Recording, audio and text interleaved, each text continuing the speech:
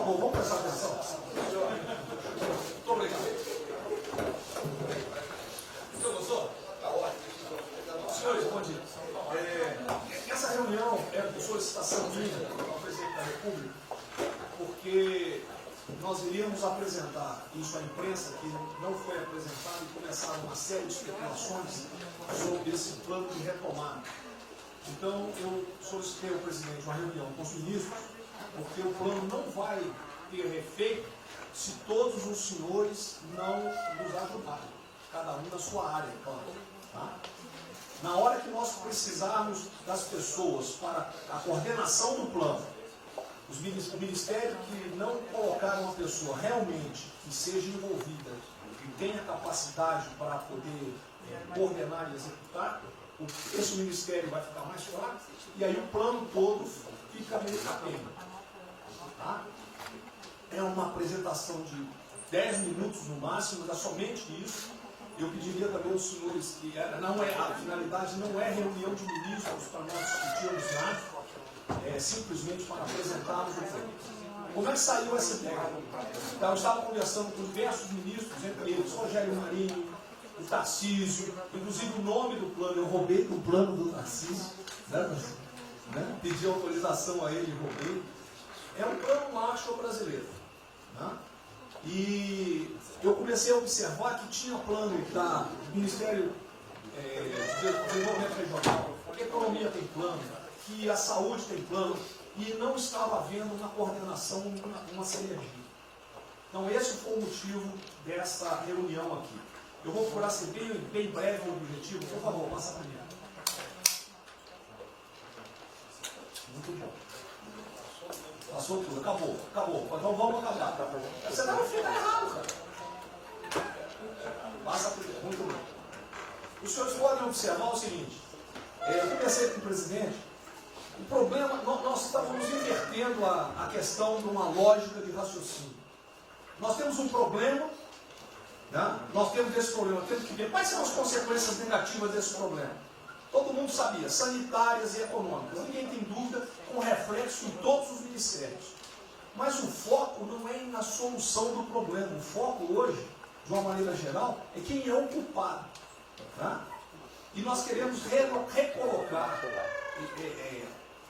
vamos dizer assim, readequar isso aí para como o governo deve reagir a esse problema para achar uma solução para as duas consequências negativas que ocorrem. Próximo. Então, é um programa. O programa se chama Pro Brasil. Tá? Dou crédito ao azar do Tarcísio foi ele ter conversado comigo. Eu gostei e roubei. Né? Pro Brasil é um programa para integrar, aprimorar ações estratégicas. Os senhores vão ver que o foco, ele não é de governo, ele é de Estado. Eu estou tentando fazer uma projeção de 10 anos. Tá? Eu estou tentando, não, nós vamos ter que fazer isso. Para a retomada do crescimento socioeconômico em resposta aos impactos relacionados ao coronavírus. Tá? Pode passar. As dimensões do programa são essas aí. Tá? Ele pega um modelo de governança, ele busca melhoria da produtividade, investimentos estruturantes e ações estratégicas do setor público. Vai. O programa se divide em duas etapas, ou duas partes. O Pro Brasil, deixa eu ver aqui que eu não estou conseguindo enxergar, Ordem, e o Pro Brasil Progresso. Tá? O Pro Brasil Ordem, que você não imprimiu para mim, que eu agradeço. Não botou na página errada. Ele pega um arcabouço normativo, ele trata, essas são as medidas estruturantes dele. Vai ter que ter um arcabouço normativo, investimentos privados, segurança jurídica, jurídica e produtividade, melhoria no ambiente de negócios e mitigação dos impactos socioeconômicos. Na parte de investimento, ele foca em obras públicas, parcerias do setor privado. Esse programa também ele tem um foco na redução das desigualdades regionais. Tá? tem um foco na redução das desigualdades regionais. O Cid está com o dedo errado aí. E só um segundo, por favor. Pode passar, por favor, Cid. Qual é a abrangência do programa? Os senhores podem observar que ele tem uma parte de infraestrutura, ele tem ações viabilizadoras e tem ações de apoio na lateral. Como é que é o nome mesmo? Facilitadoras. Então, observe, na infraestrutura, com foco particularmente nessas obras que estão paralisadas, esses investimentos que nós estamos perdendo, que estão paralisados. Ele pega infraestrutura de transporte e logística, desenvolvimento regional e cidades, pega energia, mineração, telecomunicações. No desenvolvimento produtivo, ele foca na indústria, agronegócio, serviços e turismo. Nas laterais, os senhores têm a parte de cidadania, capacitação, saúde, defesa, inteligência e segurança. Tem também cadeias digitais, indústria criativa e ciência. E nas viabilizadoras, que são transversais em toda a parte do programa, nós temos finanças e tributação, legislação e controle, meio ambiente e a parte institucional e internacional. Qual é o nosso time frame que nós estamos pensando aí? A estruturação do programa. Eu preciso que os senhores, nós vamos fazer uma reunião, como os senhores podem ver. É a primeira reunião do grupo de trabalho, tá? Com todos os ministérios envolvidos. Na sexta-feira agora, tá? Os senhores vão receber o horário.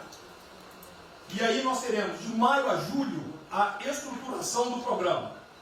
De agosto a setembro, o detalhamento do projeto. A partir de outubro, implantação em larga escala, tendo um foco prioritário naquelas ações que têm uma resposta mais imediata. Porque o brasileiro é o seguinte, na hora que nós lançarmos o programa, eles vão começar a cobrar resultado. Tá? Então eu tenho que ter alguma resposta para o público. E a efetividade dos processos de monitoramento, na realidade não está no final, ele está durante todo o processo. Tá? Passa mais um, Cid. Volta. Aí. O horizonte do programa, se os senhores observarem, nós estamos pensando num horizonte, né, até 2020, na verdade até 2030. Tá? Mas uma primeira fase dele, ele é faseado até o final desse primeiro governo, mas com um planejamento que prossiga nisso aí. Esse é o foco do que o trabalho que os grupos vão ter que apresentar. Ok? Pode passar a última, por favor.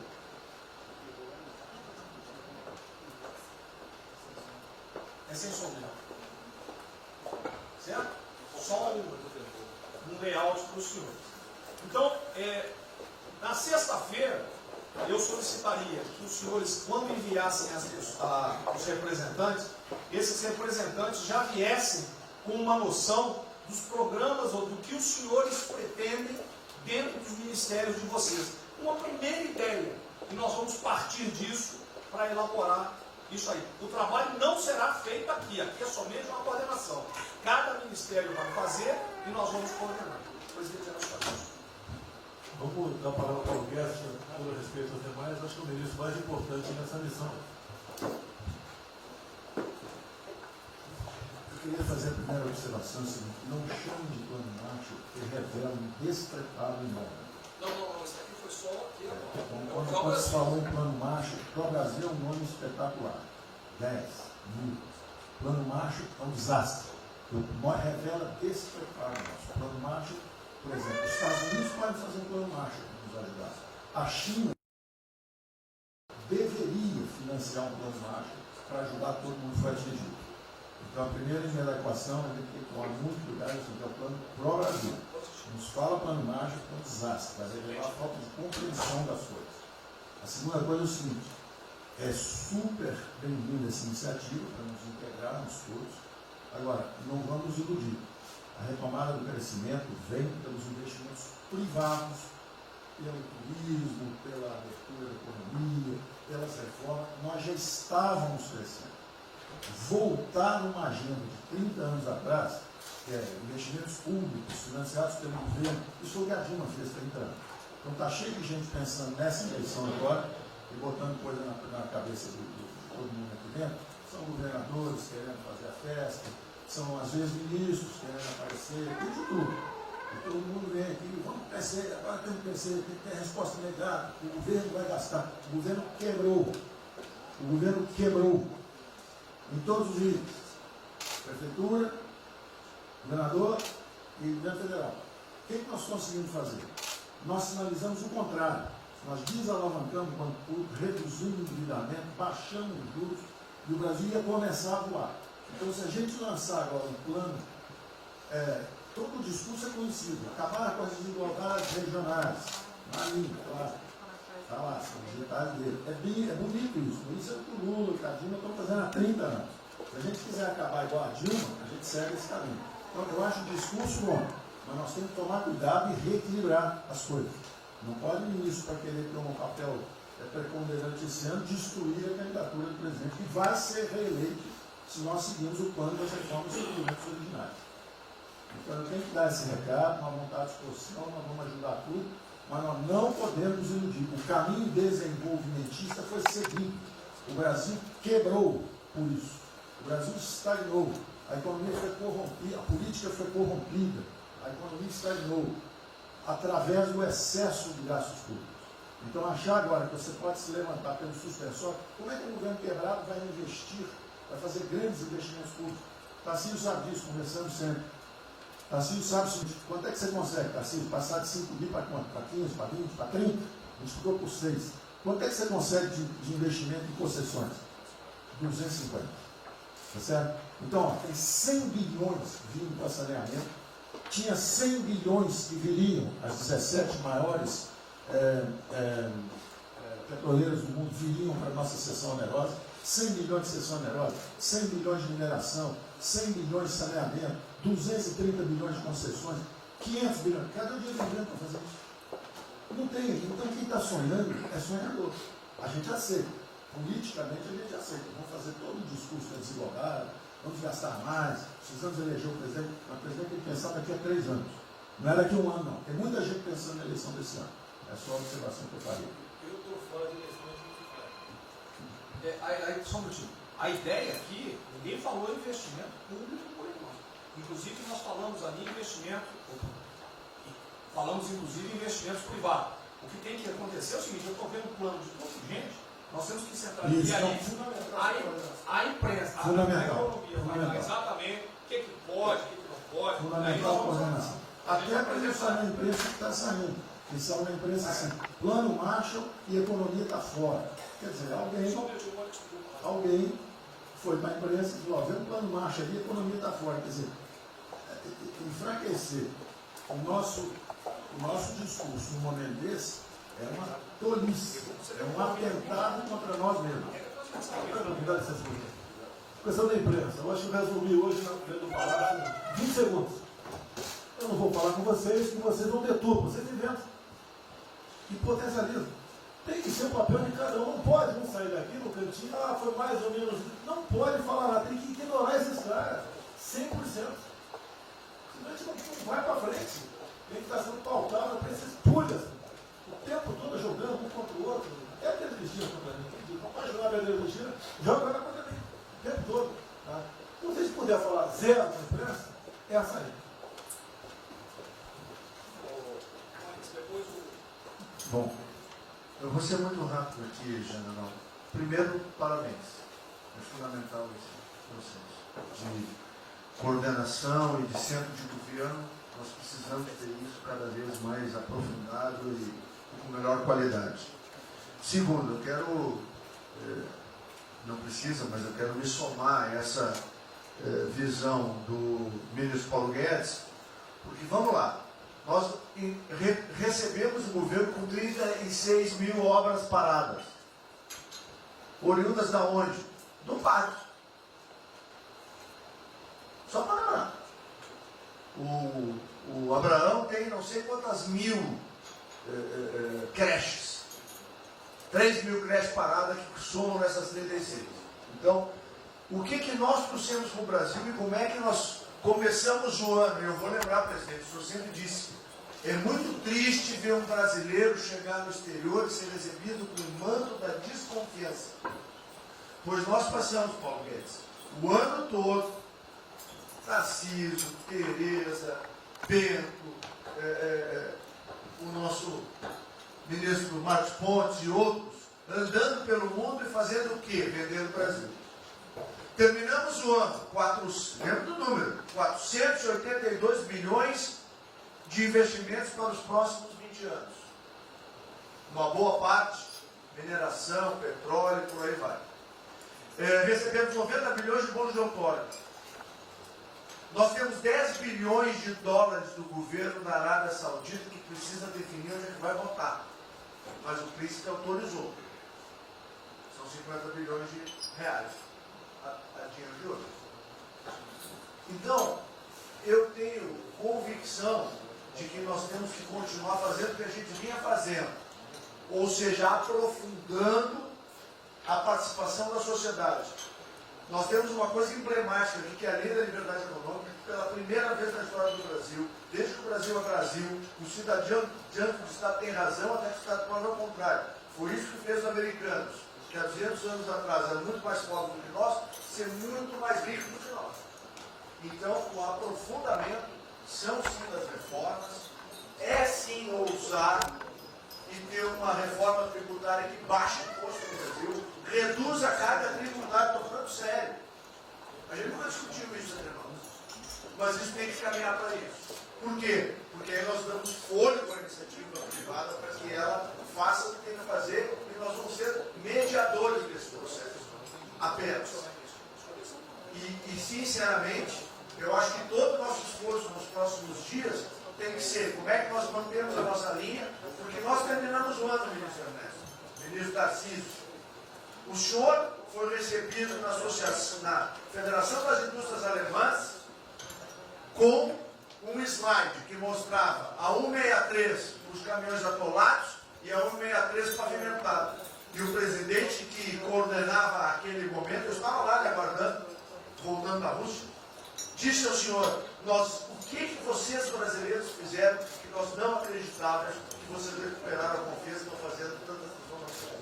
Então, presidente, só para concluir, 100% dessa linha, mas que a gente não perca o foco original, porque por onde a gente estava caminhando, nós recuperamos a confiança externa e externa. Fomos acometidos de algo muito grave, que é uma doença, e que foi levado ao paroxismo da histeria, porque serve a interesse de muitos, os mais variados, eu não vou aqui detalhar. Mas, sinceramente, temos que rapidamente voltar ao que nós estamos fazendo, porque nós estamos no caminho certo, e a prova disso é que todo mundo voltou a olhar o Brasil como esse. Bom, eu vou partir do princípio que todos que estão aqui são bem intencionados e querem bem no Brasil. Tá? Então, nós não acreditamos em teoria da conspiração, que ninguém quer solapar os alicerces da República nem abalar a administração do presidente Bolsonaro. Eu quero lembrar a todos que não existem verdades absolutas. Por favor, vamos refletir. O que está acontecendo hoje no mundo não tem parâmetros nos últimos 100 anos. O que está acontecendo hoje no mundo vai permitir, de acordo com a FMI, que foi a previsão de uma semana atrás, de uma diminuição de quase 3% do PIB mundial, no caso do Brasil, de mais de 5%. Não tem paralelo. Em situações extraordinárias, remédios extraordinários de forma circunstancial. Isso não significa que nós tenhamos a necessidade de implantarmos uma política permanente. O ministro Braga Neto, na sua apresentação, estabelece, inclusive, um limite temporal e deixa claro que é uma política do Estado. O que eu peço é que nós tenhamos aqui as mentes abertas, e que os dogmas, quaisquer que sejam esses, sejam colocados de lado nesse momento. Porque os governos do mundo, certamente, têm a capacidade de entender o que está se passando. Eu tenho visto governos extremamente liberais preparando programas de reconstrução. levando em consideração a necessidade de que o Estado Nacional passa a ter um papel diferente como tomador de risco nesse momento em que há uma queda abrupta da liquidez. O ministro Onyx fala com muita propriedade da Arábia Saudita dos 10 bilhões de dólares. É bom lembrar que aqui o ministro Bento está se pagando para se retirar petróleo do mundo. Os países vão utilizar suas respectivas liquidez para resolver os seus problemas de infraestrutura e de retomada das suas economias. Nós temos que ter segurança jurídica, Sr. Presidente, respeito a contratos, Sr. Presidente, capacidade de alavancar recursos privados com a inversão de recursos públicos, sim. É bom lembrar que eu tenho ouvido falar, não sei se é verdade, depois vai colocar na ponta do lápis, que a gente pode chegar a 600 bilhões de reais esse ano de ajuda a empresas e a pessoas físicas. Recursos do governo federal, fruto de endividamento do governo, desse governo, que vai terminar o ano com um déficit 4, 5, 6 vezes maior do que estava precificado no início do ano. Caiu um meteoro sobre as nossas cabeças. Então, por favor, nós não podemos começar a discussão com verdades absolutas e com dogmas estabelecidos ao longo de 100 anos, em função de uma catástrofe que se abateu sobre o mundo, e os governos de todo o mundo estão se debruçando sobre o assunto, entendendo que muda o papel do Estado.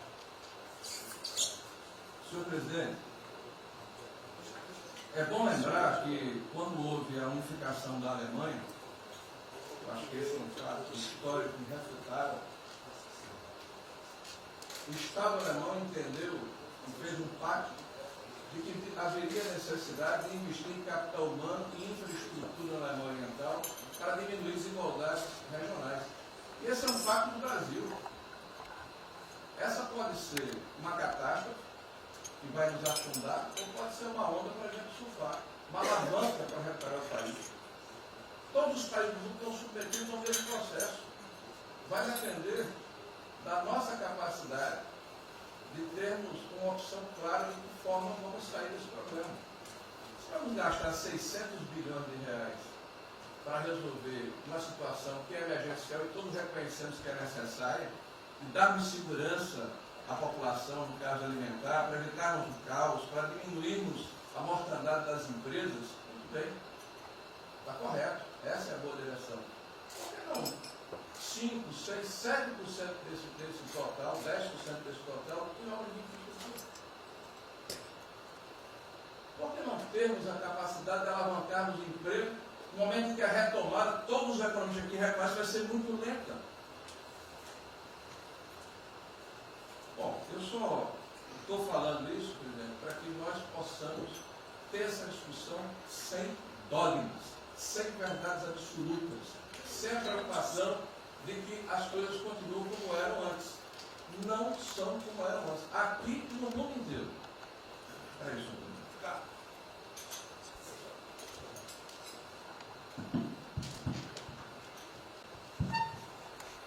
Presidente, estava assistindo atentamente a apresentação do colega Wilson Braga Neto. Na parte final, no slide das questões transversais, ao meio ambiente, mas acho que o que eu vou dizer aqui sobre o meio ambiente se aplica a diversas outras matérias. Nós temos a possibilidade, nesse momento que a atenção da imprensa está voltada quase que exclusivamente para o Covid, e daqui a pouco para a Amazônia, o general Mourão tem feito os trabalhos preparatórios para que a gente possa entrar nesse assunto da Amazônia um pouco mais calçado, mas não é isso que eu quero falar. A oportunidade que nós temos, que a imprensa não está nos dando um pouco de alívio nos outros temas, é passar as reformas infralegais de desregulamentação, simplificação, todas as reformas que o mundo inteiro, nessas viagens que se referiam ao Mix, certamente cobrou dele, cobrou do Paulo, cobrou da Tereza, cobrou do Tarcísio, cobrou de todo mundo. Da segurança jurídica, da previsibilidade, da simplificação. Essa grande parte dessa matéria, ela se dá em portarias e normas dos ministérios que aqui estão, inclusive de meio ambiente. E que são muito difíceis, e nesse aspecto acho que o meio ambiente é o mais difícil de passar qualquer mudança infralegal em termos de instrução normativa e portaria, porque tudo que a gente faz é pau no judiciário, no dia seguinte. Então, para isso precisa ter um esforço nosso aqui, enquanto estamos nesse momento de tranquilidade, no aspecto de cobertura de imprensa, porque só fala de Covid, e ir passando a boiada, e mudando todo o regramento, e simplificando normas, de IFAM, de Ministério da Agricultura, de Ministério do Meio Ambiente, de Ministério disso, de Ministério daquilo. Agora é a hora de unir esforços para dar de baseada a simplificação regulatória que nós precisamos, em todos os aspectos. E deixar a AGU, o André não está aí, né? E deixar a AGU de stand-by para cada pau que tiver, que vai ter. Essa semana mesmo nós assinamos uma medida a pedido do Ministério da Agricultura, que foi a simplificação da lei da Mata Atlântica para usar o Código Florestal. Hoje já está nos jornais dizendo que vão entrar com ações judiciais e ação civil pública no Brasil inteiro contra a medida. Então, para isso, nós temos que estar com a artilharia da AGU preparada para cada linha que a gente avança. Mas tem uma lista enorme em todos os ministérios que têm papel regulatório aqui para simplificar. Não precisamos de Congresso. E coisa que precisa de Congresso também, nesse fuso que está aí, nós não vamos conseguir aprovar. Agora tem um monte de coisa que é só parecer, caneta. Parecer, caneta. Sem parecer também não tem caneta. E dar canetada sem parecer é cana. Então, isso aí vale muito a pena. A gente tem um espaço enorme para fazer. Enfim, acho que essa é uma questão importante que estava aí nos slides, Você vê que a jurídica também está embaixo. Isso, exatamente. Só os senhores entenderem o seguinte, isso aqui é coordenação dos planos que eu sei que todos estão fazendo. Tá? Coordenação. O que vai ser possível executar ou não, vamos entrar nas limitações que nós temos, e o que tiver conflito será levado à decisão do presidente. Agora, nós temos que andar com isso rápido, porque a queda do desemprego, o país está sem esperança, nós temos que fazer isso andar. O pessoal da iniciativa privada está nos procurando, a gente tem que dar um rumo nisso aí. Bom, a ideia é essa. Me ligou agora de manhã o Eduardo Gouveia Vieira, da Firjan. Ele quer fazer uma videoconferência onde mais de 300 empresários do Rio, um pouquinho abaixo do potencial de São Paulo, para hipotecar solidariedade. A ideia que nós temos de reabrir o comércio. A desgraça que vem pela frente, eu acho que o Paulo vai fazer até legal, Paulo, não sou economista não. Vai ser uma porrada muito longa, você pode imaginar. Não só apenas nos informais. Eu acho que bateu a 10 milhões de carteiras assinadas por SAC, e os governos estaduais não têm como pagar salário, não tem. Maio, metade do estado não tem mais como pagar salário mais. A desgraça está aí. Eles vão querer empurrar essa trozoba para cima da gente, esse pessoal aqui do lado vai querer empurrar, e a gente vai reagir, porque aqui não é saco sem fundo. Tá? Então essa preocupação vamos ter. Paralelamente a isso, tem o AB da vida, enchendo o saco do Supremo, para abrir processo de bicho, porque não apresentei meu exame de vírus, essa frescurada toda. E todo mundo tem que estar ligado. Não é apenas cuidar do seu ministério nessas questões que estamos tratando aqui, é tratar da questão política também. Certo? Então, essa preocupação temos que ter, porque a luta pelo poder continua a todo vapor. E sem neurose da minha parte. Tá? O campo fértil para aparecer umas porcaria aí, né? Levantando aquela bandeira do povo ao meu lado, não custa nada. O terreno fértil é esse: desemprego, caos, miséria, desordem social e outras coisas mais. Então essa preocupação todos devem ter. Né? Não é, tá bom, o Ministério fatura, deu merda no colo do presidente. Não pode ser assim. Hoje eu vi o Magno Malta me defendendo. O Magno Malta, desculpa aí, foi tratado lá atrás para ser vice. Depois resolveu não ser, tudo bem. Depois foi tratado para ser ministro, tudo bem. Agora, politicamente, ele nunca me deu uma alfinetada e sempre está defendendo os problemas que ele tem. Então, não é o ministro em peito aberto entrar no conjunto dos leões. Mas não pode. Né? Por exemplo, quando se fala em possível impeachment, ação do Supremo, baseado em filigranas, eu vou em qualquer lugar no território nacional. Ponto final. O dia que for proibido de ir para qualquer lugar do Brasil, pelo Supremo acabou o mandato. E espero que eles não decidam, ou ele, né, monocraticamente, querer tomar certas medidas, que daí nós vamos ter uma crise política de verdade. E eu não vou meter o rabo dentro da perna. Zero.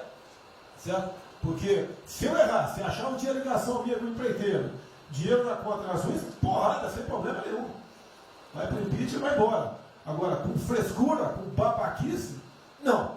Até em cima do que eu falei, em frente ao Forte Apache. Eu sou o chefe supremo das Forças Armadas. Por sinal, o pessoal estava lá, eu fui lá, dia do Exército. E falei algo que eu acho que não tem nada demais. Mas a repercussão é enorme. Oh, AI-5. Cadê o AI-5? Acabou, o AI-5 não existe adicional no Brasil mais. É uma besteira. Artigo 4.2. É o pessoal que não sabe interpretar a função. Agora, em cima disso, fazer uma onda. Vamos ouvir deputados, empresários, seja o que for. Agora, quando a Câmara fala lá dentro, uma homenagem a Che Guevara, a Mao Tse Tung e tudo mais, não tem problema nenhum. Quando o Partido Comunista do Brasil faz suas convenções e do lado lá, Fidel Castro, não tem problema nenhum. Quando um coitado levanta uma placa de AI-5, eu estou me lixando para aquilo, não existe AI-5. Não existe. Artigo 4. Nós queremos cumprir o artigo 4. Todo mundo quer cumprir o artigo 4. E a necessidade, qualquer dos potentes pode, né, pedir às Forças Armadas, né, que intervenham para restabelecer a ordem no Brasil, naquele local, sem problema nenhum. Agora, todos, né, têm que se preocupar com a questão política e aquele direito tira a cabeça da toca, porra. Não é só ficar dentro da toca o tempo todo, não. Estou bem, estou cuidando da minha imagem, a minha imagem está aqui, eu sou bonitinho, e o requisito todo, não, tem que fazer essa parte. Então é isso que eu tenho que falar com você, que depois de um certo momento, onde chegar a cabeça dessas pessoas, fica difícil voltar atrás. Daí que é uma crise, é uma crise. Não tenho amor por esse mandato, para a cadeira de presidente. Zero. Não vou provocar ninguém. E assim como a defesa faz uma nota muito boa, dizendo que vai cumprir a Constituição, a liberdade, 10, né, e não aceita golpe, 10, também não aceita o contra-golpe dos caras, porra. Vai deixar alguns malucos aí, que sabe quem são, ficar aí naquela fervura de o presidente é irresponsável, ele é maluco, ele é genocida. Não é assim. O que vale para um lado, vale para o outro. O que não vale para um lado, não vale para o outro. Essa é a nossa preocupação que devemos ter. Por isso que está aqui o pró-Brasil, mas também com a questão política. Se nós começarmos a falar com propriedade, e tem muita gente que fala muito melhor do que eu, e tem um conhecimento muito melhor do que eu, tem que falar, discretamente, mas tem que falar, para não deixar subir a temperatura, que é só porrada o tempo todo em cima de mim. E vou continuar indo em qualquer lugar do Brasil, ponto final, é problema meu. Tá certo? Se eu não tivesse direito de vir, prefeitinho lá no fim do mundo, um jaguapoca do prefeito, manda prender. Tem que a justiça se posicionar sobre isso, porra. Tem que se posicionar sobre isso abertamente. Não admitimos prisão por parte do prefeito no decreto. Tem que falar, não é ficar quieto. E quem direito aqui, todos merecem falar isso aí, não é só a justiça. Todos têm que falar. Não é ficar, deixa toca o barco não e vamos ali em frente. Tá? Então é isso que eu apelo a vocês, pô. Essa preocupação, acordem para a política e se exponham. Afinal de contas, o governo não só. E se eu cair, cai todo mundo. Agora, vamos cair, se vai cair um dia, vamos cair lutando, uma bandeira justa, não por uma babaquice de exame antivírus, pô. Pelo amor de Deus, pô. Tá? Eu até já bem claro, de uns 8 anos para cá, quando pedia para mais manipulação um remédio qualquer, eu falava com o médico, bota um nome de fantasia, porque se for o meu nome para lá, como era sempre um cara manjado, né, tem 3, 4 que vão manipular lá o medicamento, pode me enganar, pô. E assim é a mesma coisa a questão do vírus, entre outros. De acordo com o interesse, o cara é negativo, ou dá positivo, depois que deu, vai para a contraprova, vai dar problema. E nós sabemos, tá certo, que nós temos um compromisso com a verdade. Eu jamais mentiria se não tivesse realmente um exame negativo. Jamais eu mentia negativo, deu positivo, vice-versa. Jamais. A verdade é acima de tudo. Então é o apelo que eu faço a todos que se preocupem com política para não ser surpreendido. Eu não vou esperar o barco começar a afundar para tirar água. Estou tirando água e vou continuar tirando água de todos os ministérios. Não quer dizer isso. A pessoa tem que entender. Se não quer entender, paciência, pô. E eu tenho o poder e vou interferir em todos os ministérios, sem exceção. Nos bancos eu falo com o Paulo Guedes, se tiver que interferir. Nunca tive problema, zero problema com o Paulo Guedes. Agora os demais, vou. Eu não posso ser surpreendido com notícias. Eu tenho a PF que não me dá informações. Eu tenho as inteligências das Forças Armadas que não têm informações. A BIM tem seus problemas. Tem algumas informações. Só não tenho mais porque está faltando, realmente, temos problemas. Aparelhamento, etc. Mas a gente não pode ver essa informação.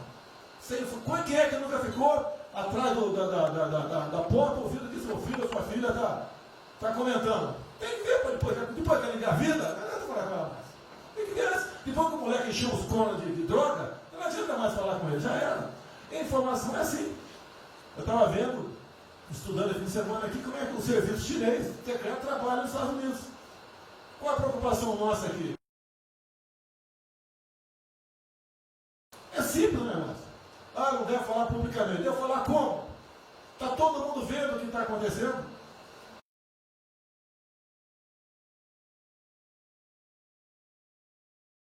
Tudo bem. Você tira do porra. Não tira. É uma realidade. Não adianta esconder mais, tapar o sol com a peneira. Vai em alguns ministérios, tem gente descontada aqui dentro.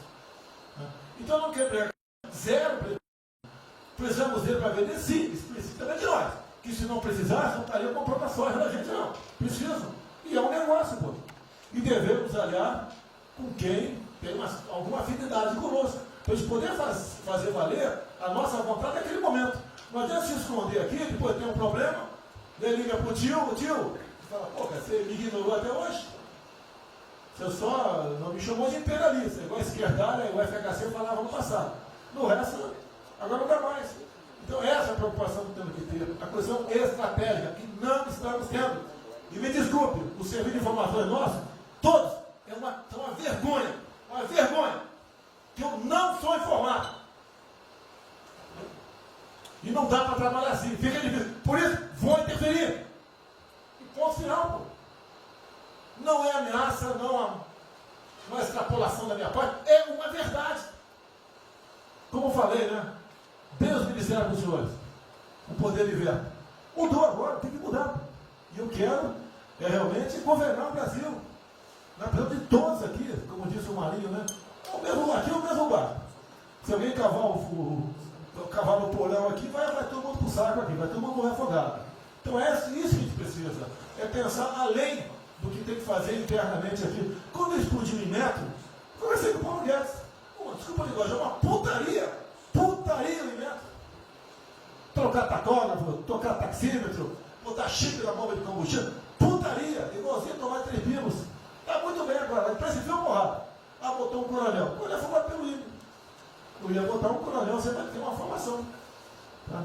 E assim nós devemos agir. Como estava discutindo agora, IFAM, está lá vinculado à cultura. Eu fiz a cagada em escolher, não escolher uma pessoa que tivesse também outro perfil. Uma excelente pessoa que está lá, tá? Mas tinha que ter outro perfil também. E vamos parar com a para o Brasil. Compara com o Luciano Hang. Encontra lá um cocô petrificado, gente, para a obra. Para a obra. O que tem que fazer? Alguém no IFAM que resolva o assunto. E assim nós temos que proceder.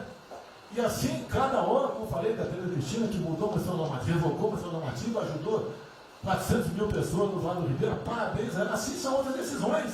A questão de armamento, né? As questões de... por quê? Espera aí. Ministro da Justiça, por favor. Foi decidido há pouco tempo que não podia botar algema em quase ninguém. Por que estão botando algema em cidadão que está trabalhando, ou mulher que tem praça pública, e a justiça não fala nada?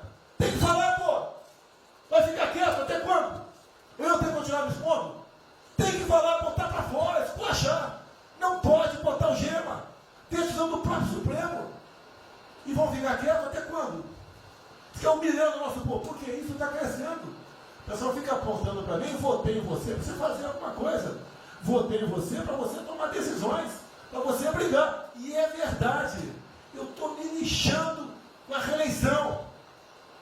Eu quero mais que alguém seja eleito, se eu vier candidato, tá? Eu quero ter paz no Brasil, mais nada. Porque se for à esquerda, uma porrada de vocês aqui tem que sair do Brasil, que vão ser presos. E eu tenho certeza que vão me condenar por homofobia, 8 anos por homofobia. Ele inventa o racismo, como inventaram agora pro Von Traub. Desculpa usar a puta que eu pariu. O Von Traub pode falar uma merda do mundo, mas racista. Vamos ter que reagir, pessoal. É outra briga. Tem que ser um governo com altivez. Se expor, mostrar que nós temos o povo do nosso lado.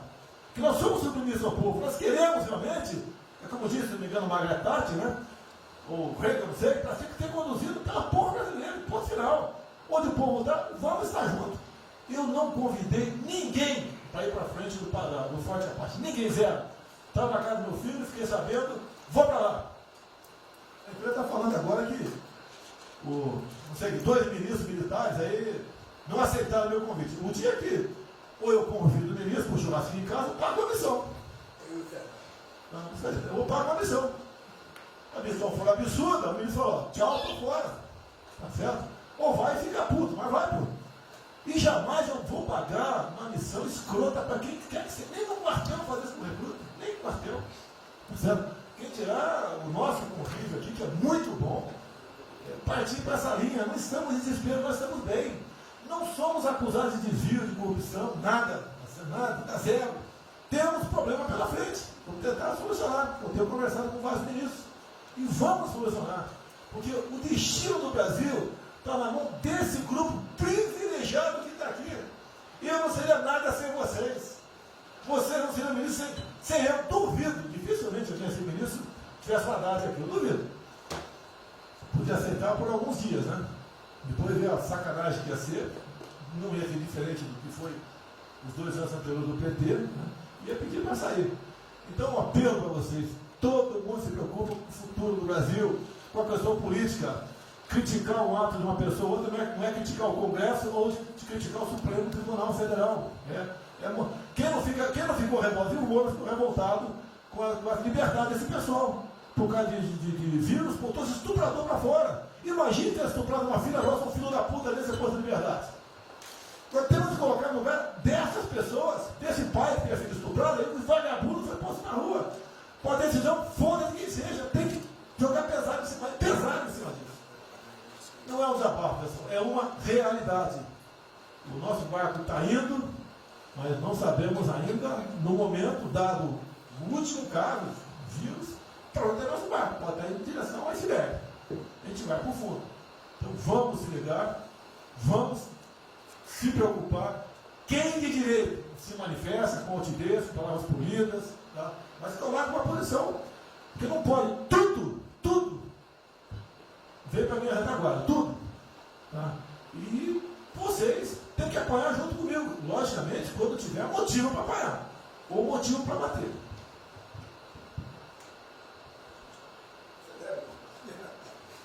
Não, eu já caí.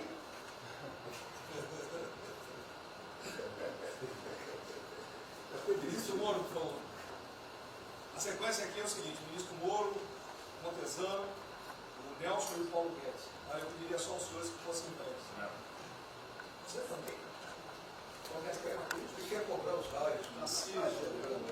Depois do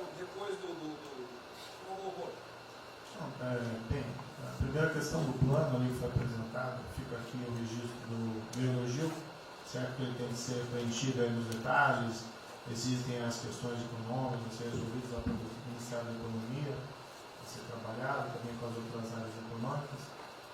Só faria uma sugestão aqui, ministro, se pudesse colocar desde logo, em algum momento desse plano, alguma referência importante também à segurança pública e a controle da corrupção. Foram 2 temas centrais, né, nas últimas eleições, e são 2 temas que, embora, claro que o plano vai ficar sujeito aí ao detalhamento necessário, mas acho que é importante ter uma referência inicial para não parecer que nós estamos descurando desses aspectos específicos. Nós não entramos em detalhes, porque isso aqui, os senhores viram que todos os ministérios praticamente responderam, isso aí para mim viria no detalhamento do Ministério. Mas eu acho que político cabe. Não, sim. Não, eu entendo que cabe no detalhamento, mas acho que uma referência, né, seria interessante. Tem que apontar também que foi uma vitória do governo, do presidente. No ano passado houve uma queda expressiva desses principais indicadores criminais. Isso, embora seja mais vinculado com a questão da vida e segurança das pessoas, também é um fator importante para o investimento econômico, para também melhorar o ambiente econômico. E o controle da corrupção também é pressuposto. Né? Então, eu faria exclusivamente essa sugestão específica. Muito obrigado. Já está anotado. Montezano, ministro, primeiramente, parabéns. Acho que é um momento oportuno para a gente começar a falar. Do dia seguinte. O próprio ministro Guedes, nas discussões que temos tido nas últimas semanas, tem nos orientado. O BNDES foca na reconstrução, foca no dia seguinte. Porque a crise de saúde vai demorar alguns meses e a reconstrução muito mais meses do que isso. Então é muito oportuno a gente já começar a discutir isso. Segundo, aqui eu subscrevo as palavras do ministro Salles. O que a gente tem observado nos projetos e concessões, etc., uma parte crítica essa legislação para o funcionamento da máquina pública. É um momento muito oportuno para a gente aproveitar isso. Isso faz uma baita diferença no preço de um projeto, na velocidade, faz muita diferença. Então, eu subscrevo aqui as palavras do ministro Salles. E, por último, ministro, quando eu assumi o banco em julho, o banco estava montado como uma fábrica de empréstimo. O banco, durante 15 anos, foi uma fábrica de empréstimo. De julho até hoje, a gente fez uma reestruturação completa no banco, montando o que eu acredito hoje ser já o maior banco de investimento do Brasil em pessoas, e um banco de investimento de serviços focado em planejamentos econômicos setoriais e estruturação de projetos. Tá? O banco já está atuando dessa forma. Temos um vasto conhecimento setorial, um vasto conhecimento de planejamento, já está rodando a contento, e esse BNDES de hoje se parece muito mais com o BNDES de 20 anos atrás. Era o BNDES que planejava e estruturava esses projetos no Brasil. Então, eu queria colocar aqui à sua disposição, que nos une, estamos a serviço. Então, o que o senhor achar adequado, razoável, tanto no fornecimento de informações, mas como também nesse planejamento, na coordenação, temos já um modo operante de uma estrutura que é plug and play. Se o senhor quiser usar, já está pronta para rodar para esse tipo de mapeamento de estruturação de projeto. Então, por favor, se você tenha vontade de nos usar integralmente aqui na coordenação desse projeto, caso o senhor entenda adequado. Tá? Tiago. Nelson. Bom, estou chegando aqui, então é importante que eu coloque para vocês como é que a gente vai trabalhar. A saúde é fundamental, porque enquanto a gente não mostrar para a sociedade que a gente tem o controle da doença, da saída dela, qualquer tentativa econômica vai ser ruim, porque o medo vai impedir que você trate a economia como uma prioridade. Então, controlar a doença hoje é fundamental. E controlar a doença não significa que a gente vai curar a doença em uma semana, mas que a gente não é um barco a deriva e que a gente tem uma estratégia para trabalhar essa doença. Então, são 3 coisas que a gente vai trabalhar. Primeiro, a informação, para entender o que é a doença, qual é a evolução dela, como é que está a infraestrutura para cuidar da doença. Porque um dos grandes problemas que a gente tem hoje, se a gente olhar o Brasil hoje, ele é um dos melhores países em número em relação à mortalidade. O que assusta é você ver que o hospital não consegue atender, a gente do frigorífico, a gente está abrindo cofre em algum lugar para enterrar, e isso traz medo. E o medo impede que qualquer outra atividade tenha sucesso. Porque enquanto isso não for sanado, o restante vai ter muito pouca chance de ser comprado pela sociedade. A segunda coisa é estruturar a operação de cuidado. Então a gente vai investir em logística, vai investir na parte de compra e tentar melhorar o processo. Por quê? Porque se eu tiver os hospitais funcionando, eu vou ter os pacientes tratados, eu não tenho a sensação da crise, o medo melhora e o restante pode entrar. E a terceira coisa é a gente deixar claro um programa de saída do isolamento, do distanciamento. Não é que vai sair amanhã, mas a gente tem que ter um planejamento. Porque aí a gente realmente mostra que a situação está na nossa mão. Pode ser que demore um pouco, mas a gente está controlando esse processo, que a gente não está sendo um barco à deriva. Então, basicamente, eu queria falar para vocês, essa é a forma como a gente vai tratar, e a gente vai estar interagindo com todos os ministérios que forem necessários para que isso aconteça da forma mais rápida possível. Basicamente é isso, é um prazer ter aqui com vocês. Ontem eu liguei para o diretor-geral da Polícia Rodoviária Federal. Chegou ao meu conhecimento uma nota que era dele sobre o passamento de um patrulheiro. E ele enfatizou que era por 2019. Eu liguei para ele, por favor. O que mais? Ele era obeso, era isso, tinha comorbidades. Mas ali na nota dele só saiu o código 19. Então vamos alertar aquele direito do respectivo ministério, pode botar código 19, mas bota também, fibrose, um montão de coisa, não pensa nesse negócio, um montão de coisa lá. Para exatamente não levar um medo à população. E que olha, morreu um sargento do exército, por exemplo. A princípio é um cara que está bem de saúde, né? Um policial federal, né? Seja lá o que for. E isso daí não pode acontecer. Então, pede esse cuidado dos colegas, né? Aquele direito do respectivo ministério, que tem alguém encarregado disso, né? Tomar esse devido cuidado para não levar mais medo ainda para a população. Você perguntou, ele perguntou quanto tempo levaria para mostrar o plano, alguma coisa. Eu acredito que. Nós já conversamos hoje. Não, nós já conversamos hoje sobre isso. O COP está montando junto com a saúde. Tá? Eu não posso dizer. A gente está trazendo recurso para poder acelerar esse processo, porque a gente está correndo muito tempo. Enquanto a gente não conseguir controlar a percepção que a gente hoje tem condição de cuidar das pessoas, vai ser difícil. E o problema da doença é que você pega um sistema que, se você falar em eficiência, os hospitais têm que ser eficientes. Então, quando você fala em eficiência, você vai quase no limite do cuidado. Você não tem sobra, você não tem gordura. Quando você pega uma doença que chega, que é muita gente ao mesmo tempo, você não consegue ter agilidade para preparar o sistema para cuidar dela. E a gente tem um problema adicional que a gente tem que tomar cuidado, que é o seguinte: quando você tem os hospitais com você tem muita gente falando de Covid, os hospitais estão diminuindo muito o atendimento, o que significa que eles vão ter problema financeiro. Se isso prorroga, esses hospitais vão ter cada vez mais dificuldade, você vai poder ter um hospital mais sucateado, um hospital fechado. O que está acontecendo hoje? Vamos botar em números hoje. A gente tem 4 milhões de pessoas hoje com a Covid. O Brasil hoje tem 212 milhões de pessoas. Tem 208 milhões que não estão tendo a atenção necessária. Você tem câncer, cardiovascular, isso tudo está represado, a demanda é reprimida. Quando você controlar a Covid, o não Covid vai chegar com tudo. Você pode pegar uma estrutura sucateada.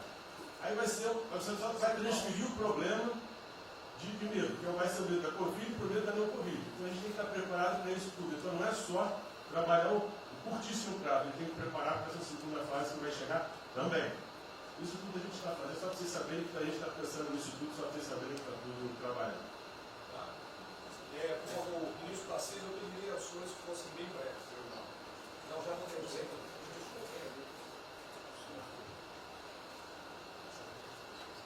Só para louvar a iniciativa, acho que é importante essa coordenação da Casa Civil. Tenho certeza que é o que a sociedade espera isso de nós. A boa notícia é que a gente vem conversando com os investidores, eles estão interessados no nosso programa de concessão. Claro que a gente vai ter que ajustar alguma coisa nos projetos em função da percepção do nível de risco. E a gente vai fazer isso calibrando taxa de retorno, monitorando melhor agora a questão da demanda, reestimando a demanda dos projetos, mas a gente tem certeza que os projetos vão sair. Qual o cuidado que a gente tem que ter? A gente fala em 250 bi de investimento, só que concessão funciona o seguinte: o que a gente contratar agora vai gerar investimento em 2023 e 2024, não é imediato. E a gente vai precisar de fazer alguma coisa imediata, e aí tem que ter a inteligência, porque também não adianta. Isso, me dá lá 30 bi por ano, não vou gastar, eu não vou usar. Eu não vou ter condição de usar isso. Porque nos períodos altos, lá que a gente executou mais, a gente consegue ali ter uma capacidade operacional de executar 13, 14 bi, não máquina. E a gente já tem 8 de orçamento por ano. Então, no final das contas, a gente fazendo as contas e vendo o que nós já temos de projeto pronto, o que é necessário, que agrega valor imediato. É um princípio do Maranhão lá, que leva a safra para o Porto de Itaqui, que se acabou. Ali eu posso fazer uma intervenção imediata. No que a gente vai falar? Estou falando de pegar os 8 que a gente tem e agregar mais 3, mais 4, 5. É essa aqui. Eu acho que isso é realmente necessário para gerar emprego, para dar a resposta que a sociedade está querendo e conjugando isso com investimento privado. As duas coisas têm que andar juntas, né? E aí nós vamos dar um bom retorno. A gente está vendo aí o esforço que o BNDES está fazendo, acho que está fazendo um trabalho magnífico, trazendo o banco, trazendo o privado, o sindicato de bancos, para assumir uma responsabilidade que é deles também. O Banco Central injetou um monte de liquidez aí no sistema, para o dinheiro não ficar empossado, e aí preservando o caixa para atuar, né, nesses projetos de infraestrutura que vai ser fundamental. Então, eu acho que é essa linha que nós precisamos ter, né? E tivemos aí 2 caras aí na história recente que pegaram terra arrasada e entraram para a história. Um foi o Roosevelt, o outro foi o Churchill. O terceiro vai ser o Bolsonaro.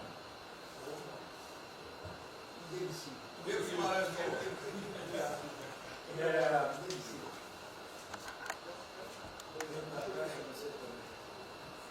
peço aos senhores que sejam breves. São só 5 pontos muito rápidos. Primeiro, presidente, o maior programa da história do mundo de inclusão social, digital, que nós estamos fazendo nesse governo, pessoas que tomavam dinheiro a 25% ao mês. Quer dizer, todos os ladrões lá, PT, PMDB, PSDB, aquela ladroagem toda, 25% ao mês. E ninguém se indigna. Esse governo se indignou, o governo dos liberais. Então, assim, acho que a gente está com problemas narrativos. Hoje de manhã, por exemplo, o pessoal da Band queria dinheiro. O ponto é o seguinte, vai ou não vai dar dinheiro para Bandeirantes? Ah, não vai dar dinheiro para Bandeirantes? Passei meia hora levando porrada, mas repliquei. E falei, olha, vocês estão em casa? Eu tenho 30 mil funcionários na rua. Não tem esse negócio, essa frescurada de home office. Eu já visitei 15 agências. E você em casa? Aí o pessoal ficou um pouco mais calmo. Quer dizer, eu posso ter 30 mil brasileiros nas agências lá. Sabe quantas pessoas a Caixa está pagando hoje? 7 milhões de pessoas. E todo mundo home office. Que porcaria é essa? Desculpa o meu ponto, por exemplo, quando o senhor falou, eu vou me emocionar. O Luiz Lima, que nadou com meu pai, foi atleta olímpico, teve a esposa e a filha de 14 anos presa ontem, no Camburão. Que porra é essa? Desculpa. Que porra é essa? O cara vai pro Camburão com a filha, que se fosse eu, ia pegar minhas 15 armas e ia dar uma... Esse meu ia morrer. Porque se a minha filha fosse pro Camburão, eu ia matar ou morrer. Que isso? Estava nadando, é uma atleta olímpica. Você tira a pessoa está nadando com 14 anos. Eu tenho uma filha Maria de 14 anos. Se a minha filha fosse pro Camburão, ou eu matava ou morria. Isso. E a esposa do Luiz Lima nem usou o fato de ser esposa do deputado federal. Mas assim, foi calado, saiu e calado. aquele governador roubando para direito, está tudo quanto é lado. Então o governador rouba, aí ele sai prendendo todo mundo e fica tudo isso por isso mesmo. Aí a gente faz o maior programa da história da humanidade de inclusão de pessoas que recebiam 25% ao mês, cobrado. PSDB, PT, PMDB, aquele grupo todo. Na hora de privatizar, todo mundo, com 200 milhões, 300 milhões, tem vice-presidente da Caixa que eu expulsei, dos 120, 105 eu tirei. E se o senhor precisar, obviamente, meu chefe, o ministro Paulo Guedes, ele decide. Não tem problema. Inclusive, porque o que acontece? Se roubar, eu vou ligar para o ministro Moro para prender. Agora, se precisar de diretoria, não sei o quê, desde que sejam honestos, o ministro Paulo Guedes ele decide, etc. Mas dos 120, eu tirei 105. E na Caixa, não tem solicitado, até onde eu saiba. Mas, assim, eu acho que a gente está levando muita porrada, presidente. E, de novo, não estou dizendo de mim aqui não, só leva porrada. Agora, tem limite. Desculpa, todo lugar que eu vou, as pessoas normalmente são educadas. Mas a paciência chega no limite, obviamente não dessa maneira, eu acho que tem um ponto. Nós estamos emprestando 154 bilhões de reais, mas só um ponto que eu acho importante, Tarcísio é super meu amigo, e ele é muito esperto. Qual que é o grande ponto que a gente tem que evitar? O carro está quebrado, já estava quebrado antes e quer lançar um lesinho. Então, assim, claramente tem que ajudar, eu concordo. Tanto que nós emprestamos 43 bilhões de reais para o segmento imobiliário. 1,5 milhão de pessoas deixaram de ser demitidas. Agora não é para todo mundo, não. Aquela empresa que já estava quebrada antes, por que a gente vai dar molezinha? Então, este ajuste fino é importante, os bancos têm que fazer. Por quê? Último ponto que eu falo. Já estou sendo processado também, vou mais 2 juntos na cadeia, por causa do auxílio emergencial. Sabe o que tem? Tem gente do TCU dizendo que a gente está dando muito, e tem gente dizendo que a gente está dando pouco. Ferrou. Ou seja, tem gente querendo me prender porque está dizendo que a gente está dando muito. E tem gente querendo me prender, que são aqueles caras lá que estavam antes, dando pouco. Vão acabar sendo presos, mas o que a gente não vai fazer? Deixar 30, 40, 50 milhões de pessoas passarem fome. Então, é só o meu recado dizendo o seguinte: a Caixa, o Banco de todos os brasileiros. Poxa, a gente está com 30 mil pessoas. Eu passo ligando 45 pessoas na Caixa que tiveram coronavírus. 2 faleceram, um, na verdade, com 70 anos, já estava aposentado, e outro. A pessoa, eu chorei mais do que a pessoa, a mãe. Uma pessoa em 30 mil que estão o dia inteiro. E eu já falei para minha esposa, se tiver qualquer coisa, eu vou tomar 1 litro de hidrocloroquina, aquelas coisas todas. Então, assim, eu acho que a gente está, só o último ponto, numa questão de histeria coletiva. Quer dizer, eu posso ter 30 mil funcionários da Caixa pagando 7 milhões hoje, 2 milhões na segunda, ontem a gente abriu 800 agências, vamos abrir no sábado, no domingo, 2 horas antes. Então, o que a imprensa quer? Que você pague e dane-se os funcionários da Caixa. Mas se morrer 2, Jornal Nacional, presidente Bolsonaro e presidente Pedro, irresponsáveis porque abriram. A gente só vai levar porrada. Agora, realmente, meu ponto é inaceitável, foi a primeira vez que aconteceu. Eu conheço a Milena, o Mini, atleta olímpico. Quer dizer, um atleta olímpico, a esposa atleta olímpica, a filha de 14 anos de um camburão. Eu não sei se eles botaram lá atrás ou no meio. E aí você solta o estuprador, então eu acho que realmente tem uma questão. De novo, eu quero só reforçar uma coisa. O ministro Moro, em um dia, resolveu um problema muito importante. Muito obrigado, ministro. O que aconteceu? Os guardas, né, os que ficam dentro da agência, não poderiam, por legislação, estar fora. O que aconteceu? O ministro, 5 horas, resolveu o problema. Então, nos próximos 90 dias, os atendentes da Caixa Econômica Federal, os guardas, vão poder ir para fora para ajudar a fila. Né? Ou seja, tem uma fila de 250 agências e tem 500 pessoas na fila. E aí, com a ajuda do ministro Moro da Polícia Federal, eles emitiram uma portaria. Então, só para finalizar, quero agradecer, ministro. Só um registro aí, até foi fácil de resolver, foi a Polícia Federal que resolveu. Ministro Ernesto, por favor. Volta a pedir que sejam breves. Obrigado. Rapidamente, sobre o plano. A dimensão internacional do plano, evidentemente, é fundamental, já está bem contemplado. Eu queria mencionar o seguinte: eu acho que é fundamental que essa dimensão internacional não seja simplesmente uma adaptação nossa ao cenário internacional, mas que ela leve em conta a capacidade que o Brasil hoje tem de influir no desenho de um novo cenário internacional. Eu estou cada vez mais convencido que o Brasil tem hoje as condições e a oportunidade de se sentar na mesa de 4, 5, 6 países que vão definir a nova ordem mundial. Um dia, na conversa do presidente com o primeiro-ministro, o indiano disse que vai ser tão diferente o pós-coronavírus do pré quanto o pós-segunda guerra do pré. Eu acho que é verdade, e assim como houve um Conselho de Segurança que definiu a ordem mundial, 5 países depois da Segunda Guerra, vai haver uma espécie de novo Conselho de Segurança, e nós temos dessa vez a oportunidade de entrar nele e acreditar na possibilidade do Brasil influenciar, ajudar a formatar um novo cenário.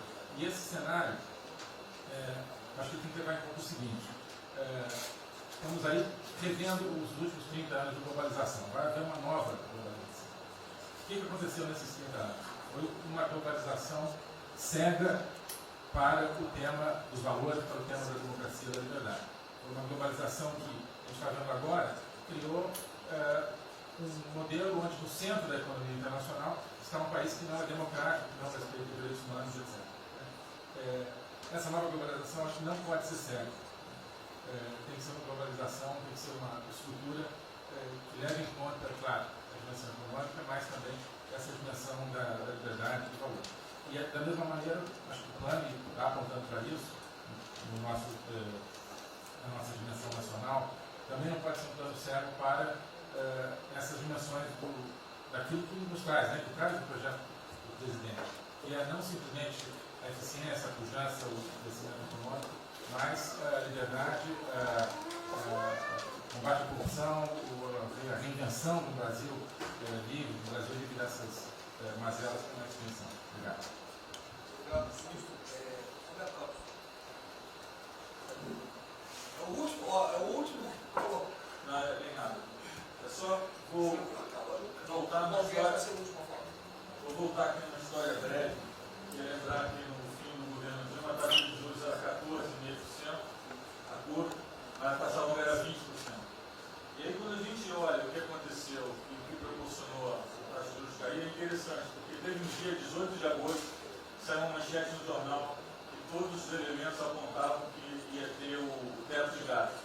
Naquele dia, a curva de juros começou a cair e foi quando depois o presidente do Banco Central anterior começou a cair os juros. Ele caiu os juros até o nível de 6,5, estabilizou, teve a incerteza das eleições, com a incerteza do PT poder voltar, a taxa piorou. Depois, curiosamente, quando o mercado entendeu que ia ter a Previdência, foi quando abriu espaço para colocar os juros novamente. Então, a razão dos juros ter ido de 14,5, 15 ou 20 para o que está hoje foi o fato da sociedade do mercado ter entendido que o governo ia ter disciplina em relação às contas públicas. Isso a gente não pode esquecer. Tá? Se permite, então você está dizendo aí que não só a Selic tem como uma taxa longa, nós devemos basicamente a PEC do teto, é isso? Isso. Estou dizendo exatamente isso. E depois também a Previdência. Então, dito isso, eu acho que é importante a gente passar essa mensagem. Um outro tema só, aí em relação ao plano, 3 pontos só que eu acho importantes. A gente tem feito reuniões entre os banqueiros centrais de vários países do mundo, quase todas as semanas. Eu acho que tem 3 pontos que são importantes. Primeiro, existe um consenso hoje que o mundo privado está com muito medo de tomar risco. Então, que não vai ter como ter uma saída rápida sem que o governo não entre de alguma forma tomando risco. Porque o mundo privado está com medo de tomar risco pelo fator medo. É o fator que o doutor mencionou, que eu acho que é muito importante. Se amanhã você permitir todo mundo no estádio de futebol, que é um jogo, será que todo mundo vai sair de casa e vai? Qual é o fator medo? O fator medo é interessante, porque quanto mais informação você tem, mais medo você tem, porque a mídia joga medo. Então você tem hoje uma classe mais alta, tem mais medo que a classe mais baixa, exatamente porque tem mais acesso à informação e a informação enviesada. Então, o primeiro ponto é esse como tomar risco. O segundo ponto rápido é um tema que eu acho que está muito crescendo também, crescendo bastante, que é a análise, que a gente chama de análise intertemporal. Quando você faz uma ajuda, quando o governo faz um gasto, geralmente acontece duas coisas. Ou você bota fundo perdido, ou seja, esse gasto não vale nada, e aí vai ter um reflexo na economia, na taxa de juros, ou as pessoas exageram falando esse gasto vai ser multiplicador. Provavelmente não é nenhuma coisa nem outra. O que eu acho que falta de analisar o gasto do governo é o quanto desse gasto que eu recupero lá na frente, via preservar empregos, via manter uma empresa viva, que ia morrer. Então, eu acho que falta análise completa do gasto. O gasto nunca é fundo perdido. Também ele nunca é muito multiplicador, ele é um meio do caminho de uma coisa e outra. E o que eu acho que falta é a análise de eu vou gastar tanto e esse gasto vai ter essa efetividade. Por exemplo, existe uma percepção do mercado que dinheiro para o governador e prefeito é dinheiro jogado fora. Pode ser que seja mentira, mas existe essa percepção hoje. E tem vários vídeos rodando por aí, os senhores devem ter visto, de que o dinheiro vai para a prefeitura e não vai parar, porque vai em bem intangível, que é difícil de controlar. Vai em programa que a pessoa nunca tem como monitorar. Então, eu acho que é importante esse tema de fazer essa análise temporal e ver realmente qual é a eficiência do gasto. E por último, último ponto, conversando com investidores, a gente tem feito isso, inclusive nós fizemos uma conversa, 2 bancos centrais com investidores, inclusive de infraestrutura, e o problema principal que aparece em toda a conversa no Brasil, do investidor privado, é que no passado, toda vez que o investidor privado entrou, teve muita sacanagem. O tema da governança é super importante. Então, eu estava conversando com o Marinho, a coisa mais importante desse projeto, na minha opinião, é garantir que a governança é boa. O investidor privado ter certeza que ele vai estar junto com o governo, ou ele vai estar em grande parte tomando risco, às vezes o governo vai tomar um pouquinho, mas que é uma coisa que ele não precisa se preocupar na frente da governança. E o jeito de melhorar a governança é colocar agentes internacionais que fazem governança mundial. A gente conversou um pouco sobre isso. Só isso, obrigado. Obrigado. Ministra Damares, por favor. Perdão, Marcelo já falou? Não. Ministra, perdão. Ministra Damares. Ministro, parabéns pela ideia, mas eu preciso lembrar, e eu preciso fazer sempre isso para que a gente não perca o foco, a questão de valores, ministro. esse governo tem o pilar dos valores. Não se pode construir nada neste governo sem a gente trazer valores.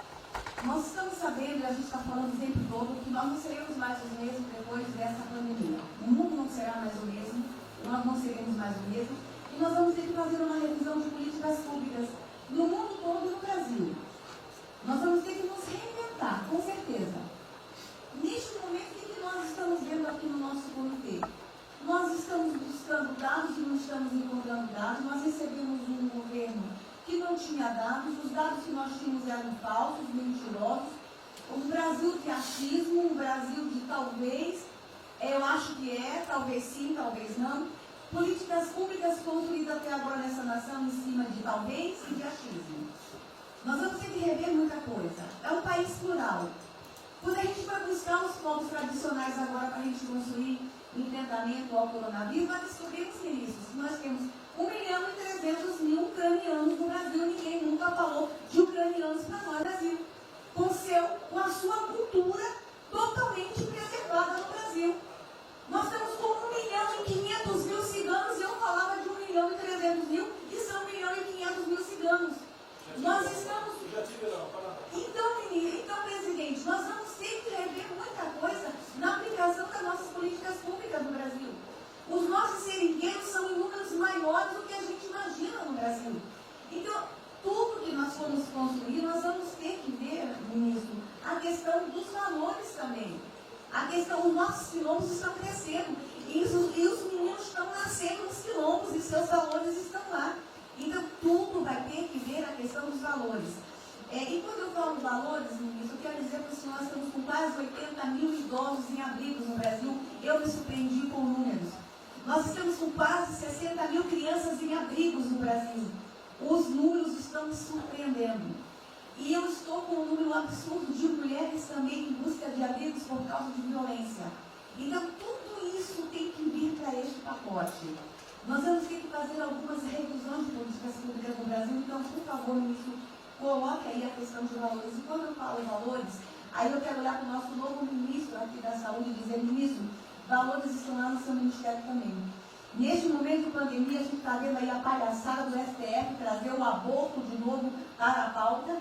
E lá está a questão de as mulheres que são vítimas do Zika vírus vão abortar. E agora vem o coronavírus. Será que vão querer liberar que todos que tiveram coronavírus poderão abortar no Brasil? Vão liberar geral? O seu ministério, ministro, está lotado de feministas que tem uma pauta única, que é a liberação do aborto. Quero te lembrar, ministro, que está chegando agora, este governo é um governo pró-vida, é um governo pró-família. Então, por favor. E aí, quando a gente fala de valores, ministro, quero dizer que nós estávamos sim no caminho certo. A gente não precisa reinventar muita coisa, não. E eu quero citar aqui um exemplo da política indigenista como este governo estava construindo. Todo mundo começou a dizer, a esquerda começou a falar, que o coronavírus iria dizimar os povos indígenas no Brasil. O primeiro óbito, dia 12 de abril, sabe o que é isso? A forma como nós estávamos conduzindo a política indígena no Brasil. Primeiro óbito, dia 12 de abril. E eu fui lá para a Amazônia, no Roraima, junto com o presidente da FUNAI e o secretário nacional de saúde indígena, para acompanhar o primeiro óbito. A forma como a gente conduziu deu muito certo.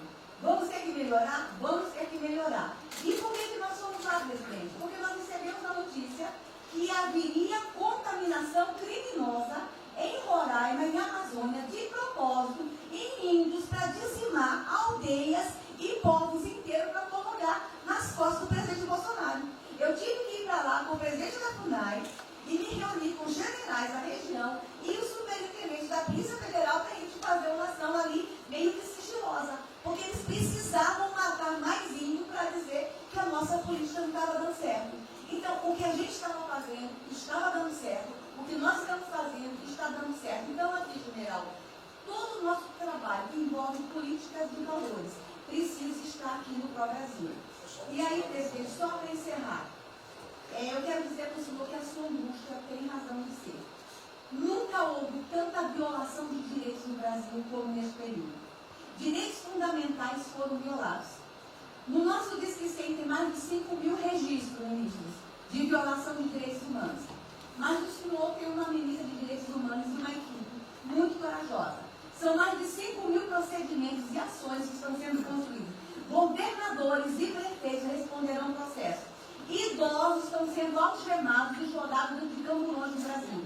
Mulheres sendo jogadas no chão e sendo algemadas por não terem feito nada. Nós estamos vendo padres sendo multados em R$90 mil porque estavam indo da igreja com 2 fiéis. A maior violação de direitos humanos da história do Brasil nos últimos 30 anos está acontecendo neste momento. Mas nós estamos tomando providências. A pandemia vai passar, mas governadores e prefeitos responderão processos. E nós vamos pedir, inclusive, a prisão de governadores e prefeitos. E nós estamos subindo o tom. E discursos estão chegando. Nosso ministério vai começar a pegar pesado com governadores e prefeitos. Nunca vimos o que está acontecendo hoje. Se eles falavam que nós éramos violadores de direitos, eles estão. Inclusive, o governador Wellington agora, ontem, determinou que a polícia poderá entrar nas casas. Vocês não imaginam o que ele vai fazer. Poderá entrar assinou. A polícia poderá entrar na casa sem mandato. Então, assim, as maiores violações estão acontecendo nesses dias. Então, nós estamos fazendo enfrentamento de mais de 5 procedimentos. O nosso Ministério já tomou a iniciativa e nós estamos pedindo, inclusive, a prisão de alguns governadores. Então, está aí algumas respostas. Valores. Por favor. Valores. Posso falar? Pode falar. Vamos ver a mais. Houve aqui uma apresentação, uma representação do ministro Paulo Guedes, que a senhora vai receber mais dinheiro. Obrigada. Ministro Marcelo, obrigado, vou ser bem breve também. Primeiro, parabenizar o ministro Braga Neto pelo. Eu queria só deixar uma coisa seguinte, eu fico bem, cara. Não é trabalho meu, é trabalho da equipe, eu roubei ideia de quanto de gente eu roubei ideia aqui, ali, eu roubei ideia, tá? Eu aproveitei a ideia, só coordenei. O cronograma importante do projeto, obviamente, todos os ministérios, como o Ministério do Turismo também, já estão finalizando até amanhã esse programa de retomada. E, presidente, o turismo, obviamente, ele tem uma importância muito grande para a economia, o Paulo Guedes sabe disso, mais de 8%, ou seja, quase 10% do PIB nacional é turismo. E o presidente falou que vai extinguir o Ministério porque o turismo acabou. Agora precisa do Ministério mais do que nunca, presidente. O turismo ele vinha numa crescente muito importante. O ano de 2019 cresceu 2,6%, enquanto a economia cresceu 1%, gerou 163% a mais de emprego do que o ano de 2018. E, obviamente, no meio dessa pandemia, foi o primeiro a ser impactado de forma brutal. O Rogério Marinho sabe bem disso e nos ajudou muito aí. Quero aproveitar para agradecer o Paulo Guedes, a Marinho também nos ajudou muito nesse processo, de contemplar, ou seja, de ter um plano de ação que viesse evitar o desmonte do setor do turismo, porque grande parte das empresas do turismo passou de um fluxo de caixa de 100 para 0 de um dia para o outro. Então, ações como a suspensão de contrato de trabalho, o ministro Moro também agradeço, teve uma ação fundamental para o setor, que foi uma medida provisória que contemplasse ambas as partes, tanto o consumidor quanto as empresas, através da Senacom, que impediu judicializações em massa, porque aquela pessoa que comprou o ingresso de um show ou um pacote turístico, ela, se fosse para cima das empresas ainda para pedir um reembolso de imediato, isso seria catastrófico, geraria mais desemprego ainda. Essa medida provisória garantiu que as empresas pudessem ter um fôlego, um prazo aí de até 12 meses para fazer esse reembolso. O terceiro ponto foi a questão dos créditos, que está terminando de ser fechado junto ao Banco BNDES. Agradeço muito aí também o Montesano, a Caixa Econômica também, o Pedro, o ministro Paulo Guedes, que o entrave maior estava na questão das garantias, mas a gente está conseguindo finalizar esse modelo de crédito para contemplar a todos, desde o MEI ao micro, pequeno, médio, o grande empresário no Brasil do setor turístico. O setor, presidente, ficou muito feliz, se sentindo contemplado com todas essas ações e medidas por parte do governo federal. O setor do turismo no Brasil fizeram cartas com as principais associações agradecendo a postura do governo federal em relação a isso. Eu quero, presidente, falar um assunto aqui que talvez seja muito polêmico, mas eu acho que é importante esse debate nesse momento. Aí eu falo também para a ministra Damares, que eu sei que é uma pauta muito sensível também a ela, que é a questão, presidente, porque o Ministério do Turismo agora tem que ter um planejamento, um plano de atração de investimentos, que é o que gera emprego, renda, é o que ajuda, obviamente, a economia do Brasil. E para isso, presidente, eu acredito que é um momento propício nesse planejamento da retomada discutir os resorts integrados. Não é legalização de jogos, não é bingo, não é caça-níquel, são resorts integrados. Obviamente, presidente, uma pauta precisa ser construída, ainda mais estou olhando para um cara aqui para mim. A pauta precisa ser construída com as bancadas da Câmara, tanto a evangélica quanto a católica, mostrando ou desmistificando vários mitos que giram em torno disso. Não sei se o ministro Paulo Guedes concorda. Nós temos a possibilidade de atrair pelo menos 40 bilhões de dólares para o Brasil só de outorgas, de investimentos imediatos para essa pauta. Mas o que precisa ser feito, presidente, é realmente desmistificar a questão de evasão de divisas, de lavagem de dinheiro, de tráfico de drogas, e para isso eu sugeriria que nesse debate pudéssemos contar com o Ministério da Justiça, através da Polícia Federal, o Ministério Público na mesa, a Receita Federal, os órgãos de controle, mas obviamente, presidente, uma pauta que só levaríamos para frente se a gente conseguir pacificar ou nos fazer entender pela bancada evangélica, pela bancada católica, para que não haja uma distorção na comunicação disso. Tem que ser um projeto muito bem feito, que eu acredito que pode ser, nesse processo da retomada, uma grande oportunidade para o Brasil atrair grandes complexos, dos quais apenas 3% são utilizados para os cassinos. E outra, isso não tem impacto diretamente nenhum na família dos trabalhadores brasileiros. Tá diabo. Não, não é bem isso não. Eu vou ter que começar a desmistificar para dar mais, gente. Eu estou vendo isso. Então, presidente, aqui, não estou dizendo que a gente tem que colocar isso como um projeto de governo, obviamente, mas abrir esse debate em torno dos resorts integrados. E para finalizar, presidente, o ministro Nelson, prazer estar aqui com a sua primeira vez, a gente fez um projeto muito bem elaborado, né, dentro do comitê de operações, que visa fazer com que os hotéis possam abrigar os profissionais de saúde, e só os profissionais de saúde. A questão do anterior do Ministério, por 2 vezes eu mandei a mensagem, não se manifestou, não se interessou, mas eu acredito que é um projeto que pode, sobretudo, trazer para o governo federal uma boa visibilidade com essa preocupação de quem está na linha de frente de combate, que são os profissionais de saúde. Visando 2 coisas, eu já vou terminar, que é primeiro melhorar essa logística do profissional de saúde, que sempre tem um hotel próximo ao hospital, aos hospitais, e também a preservação da família desses profissionais, mostrando, obviamente, a sensibilidade do presidente Jair Bolsonaro na preocupação com essas vidas desses profissionais. Obrigado. Parece que é hoje às 16 horas. É uma reunião marcada para a gente discutir isso aí. Obrigado. Penúltimo debatedor, o ministro Magrão. Obrigado. Em 3 anos, obrigado. Em 3 anos, através do Onix, eu conheci o presidente. Nesses 3 anos eu não pedi uma única conselho, não tentei promover minha carreira, me ferrei na física, ameaça de morte na universidade, e o que me fez naquele momento embarcar junto era a luta pela liberdade. Eu não quero ser escravo nesse país e acabar com essa porcaria que é Brasília. Isso aqui é um campo de corrupção, de privilégio. Eu tinha uma visão extremamente negativa do Brasil. Brasília é muito pior do que eu podia imaginar.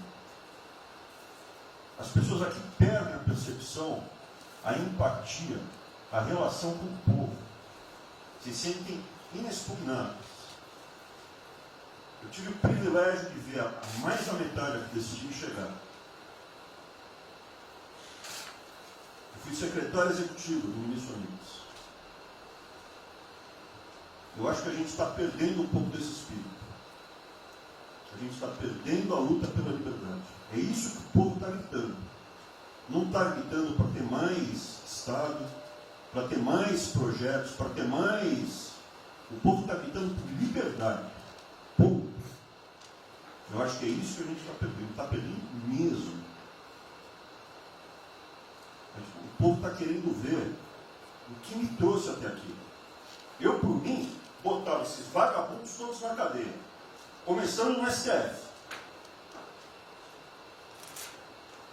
E é isso que me choca.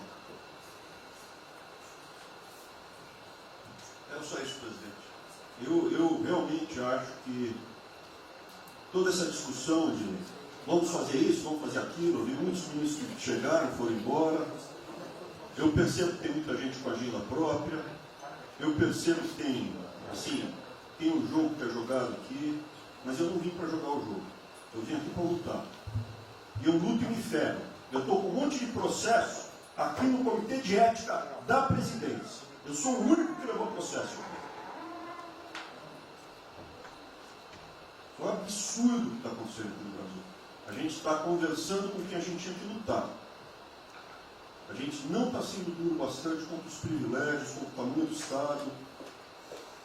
E eu realmente estou aqui de peito aberto, como vocês sabem disso. Levo tiro, odeio o Partido Comunista, que está querendo transformar a gente numa colônia. Esse país não é. Odeio o termo povos indígenas, odeio esse termo, odeio. Povos ciganos, só tem um povo nesse país. Quer, não quer ser é povo brasileiro, só tem um povo. Pode ser preto, pode ser branco, pode ser japonês, pode ser descendente de índio, mas tem que ser brasileiro, pô. Acabar com esse negócio de povos e privilégios. Só pode ter um povo. Não pode ter ministro que acha que é melhor do que o povo, do que o cidadão. Isso é um absurdo, a gente chegou até aqui. O senhor levou uma facada na barriga. Fez mais do que eu, levou uma facada. Mas eu também estou levando quantidade que estou correndo risco. E fica escutando esse monte de gente defendendo privilégio, teta. Entendeu? É isso. Negócio, empréstimos. A gente veio aqui para acabar com tudo isso, não para manter essa estrutura. E esse é o meu sentimento extremamente chateado que eu estou vendo. Essa oportunidade se perder.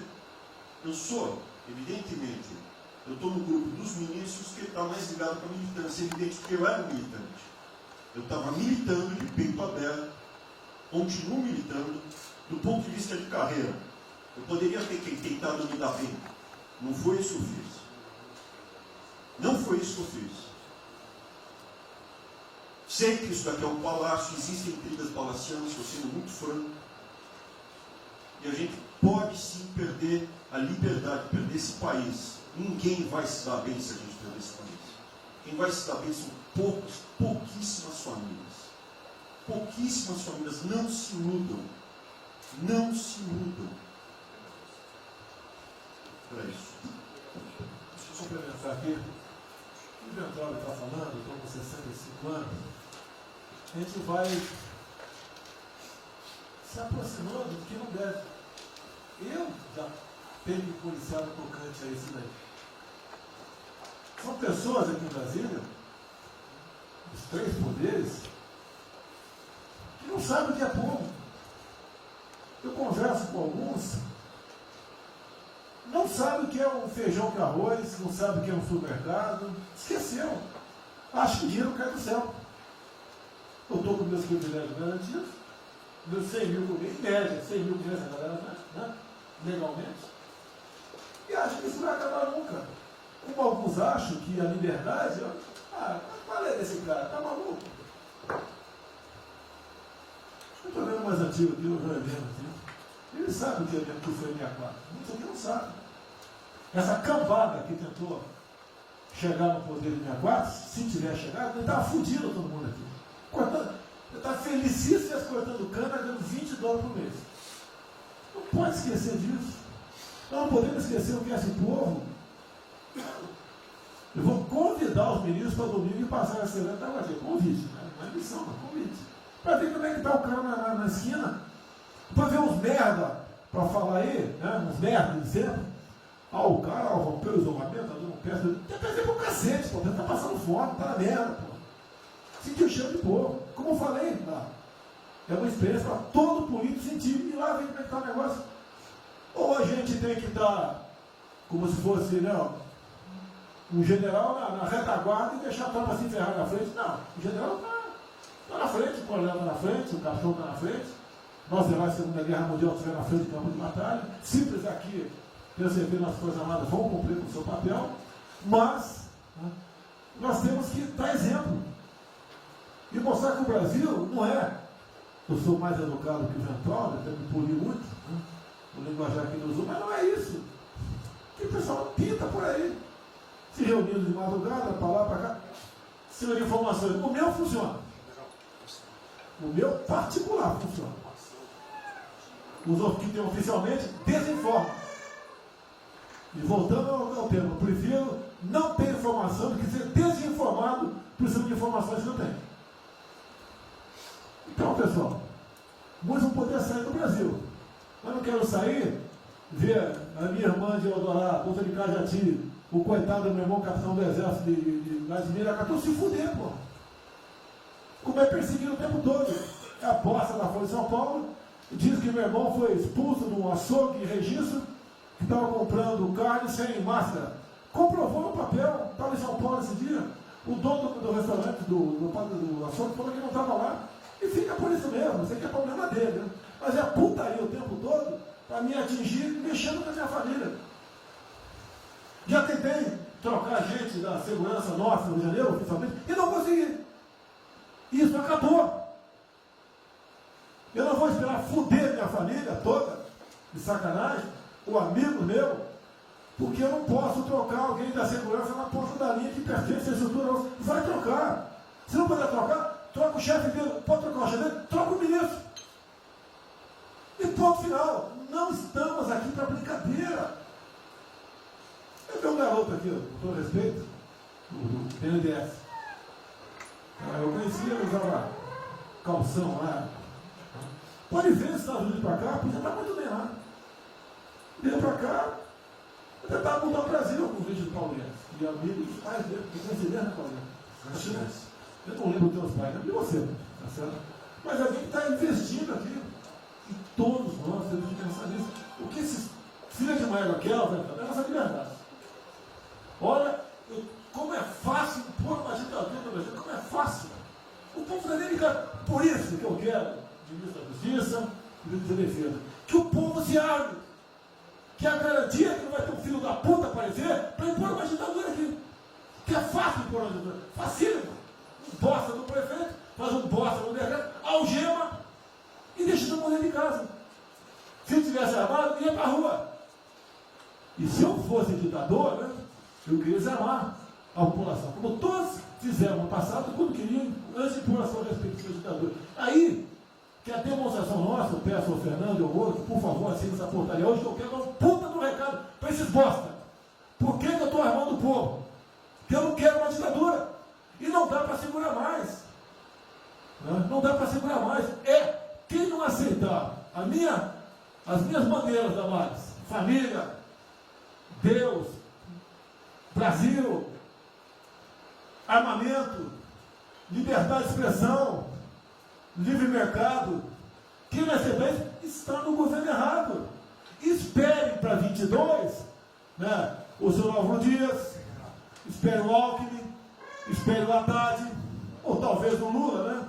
E vai ser feliz com eles, pô. No meu governo está errado. É escancarar a questão do armamento aqui. Eu quero todo mundo armado. Que o povo armado jamais será escravizado. E que cada um faça, exerça o seu papel, se exponha. Aqui eu já falei. Pede o ministério que foi elogiado pela Folha e pelo Globo. Pelo antagonista. Tá? Então tem certos blogs que só tem notícia boa de ministro. Não sei como. O presidente é uma porrada, o ministro é elogiado. A gente vê por aí, o governo, o Ministério do Bem, apesar do presidente. Mas pra puta que eu pariu, porra. Eu disse, cadê o time, porra? Trocamos o time. espera. Mas nós temos que, na linha do Van Trump, de forma mais educada um pouquinho, se preocupar com isso. Que os caras querem é a nossa hemorroida, é a nossa liberdade. Isso é uma verdade. O que esses caras fizeram com o vírus, esse bosta desse governador de São Paulo, esse estrume do Rio de Janeiro, entre outros, é exatamente isso. Aproveitaram o vírus, está um bosta do prefeito lá de Manaus agora, abrindo quadras coletivas. Um bosta, que quem não conhece a história dele, procure conhecer, que eu conheci dentro da Câmara do meu lado. E nós sabemos que a ideologia dele e o que ele prega. E que ele sempre foi. O que está aproveitando agora, um clima desse, está levando um terror no Brasil. Então, pessoal, por favor, se preocupe, que é mais importante que a vida de cada um de vocês, que é a sua liberdade. Se não me preso, não vale porra nenhuma. Bom, presidente, esses valores, esses princípios, e o alerta argumental é válido também, como sua evocação, é que realmente nós estamos todos aqui por esses valores. Estamos aqui por esses valores. Nós não podemos esquecer disso. Não podemos conversar com todo mundo aqui, porque é o establishment, porque nós precisamos dele para provar coisas, mas nós sabemos que nós somos diferentes. Nós temos noção que nós somos diferentes deles. E quando eles cruzam a linha, a gente solta a mão e sai andando sozinho. Enquanto eles estiverem no trilho conosco, no caminho, fazendo as reformas que nós prometemos, nós estamos juntos. Mas que o cara soltou a mão, passou para o lado de lá, deixa o cara sozinho, a gente continua sozinho, vai procurar outra conversa, em outro lugar. Então, eu acho que manter essa ideia que nos trouxe aqui, e eu tenho dito isso em todo lugar, e lá fora, eu converso, semana passada eu conversei com os ministros da Fazenda do G20, conversei com os ministros também de Economia dos BRICS, e a mensagem que eu levo é sempre a mesma: o Brasil vai surpreender o mundo. Vocês duvidaram da nossa democracia, duvidaram do nosso presidente é democrático e vai fazer as mudanças. E aprovamos a reforma da Previdência no ano passado, enquanto os franceses fizeram passeadas com outra reforma da Previdência. Agora, não é uma coisa, por exemplo, nós vamos continuar aprofundando as reformas, nós vamos seguir. Eu conheço todas as histórias de reconstrução por profissão, obrigado a estudar isso, a reconstrução da Alemanha, na Segunda Guerra, a Primeira Guerra com Chaves, a Segunda Guerra com o Ludwig Erhard, a reconstrução da economia do Chile com os caras de Chicago, todos os casos, o caso da fusão das duas Alemanhas, eu conheço profundamente, no detalhe, não é que eu ouvi falar, eu li 8 livros sobre cada reconstrução dessa. Então, eu li games 3 vezes no original antes de eu chegar a Chicago. Então, não tem música, não tem dó, não tem blá blá blá. Tem estudos sobre todas as ocasiões. E nós vemos uma demonstração disso quando nós estamos indo numa direção norte, com as reformas estruturantes, e de repente, em 3 semanas e meia, nós fomos para o sul. Nós fomos elogiados hoje lá fora, semana passada, todo mundo elogiando, fazendo referência, que o Brasil está à frente de todos os emergentes, e Paris passou ali, só está atrás um pouquinho dos Estados Unidos. Os Estados Unidos está naquele caso, que é um cara que tem a moeda forte, ele tinha brigando para cada problema que ele tem e ninguém reclama.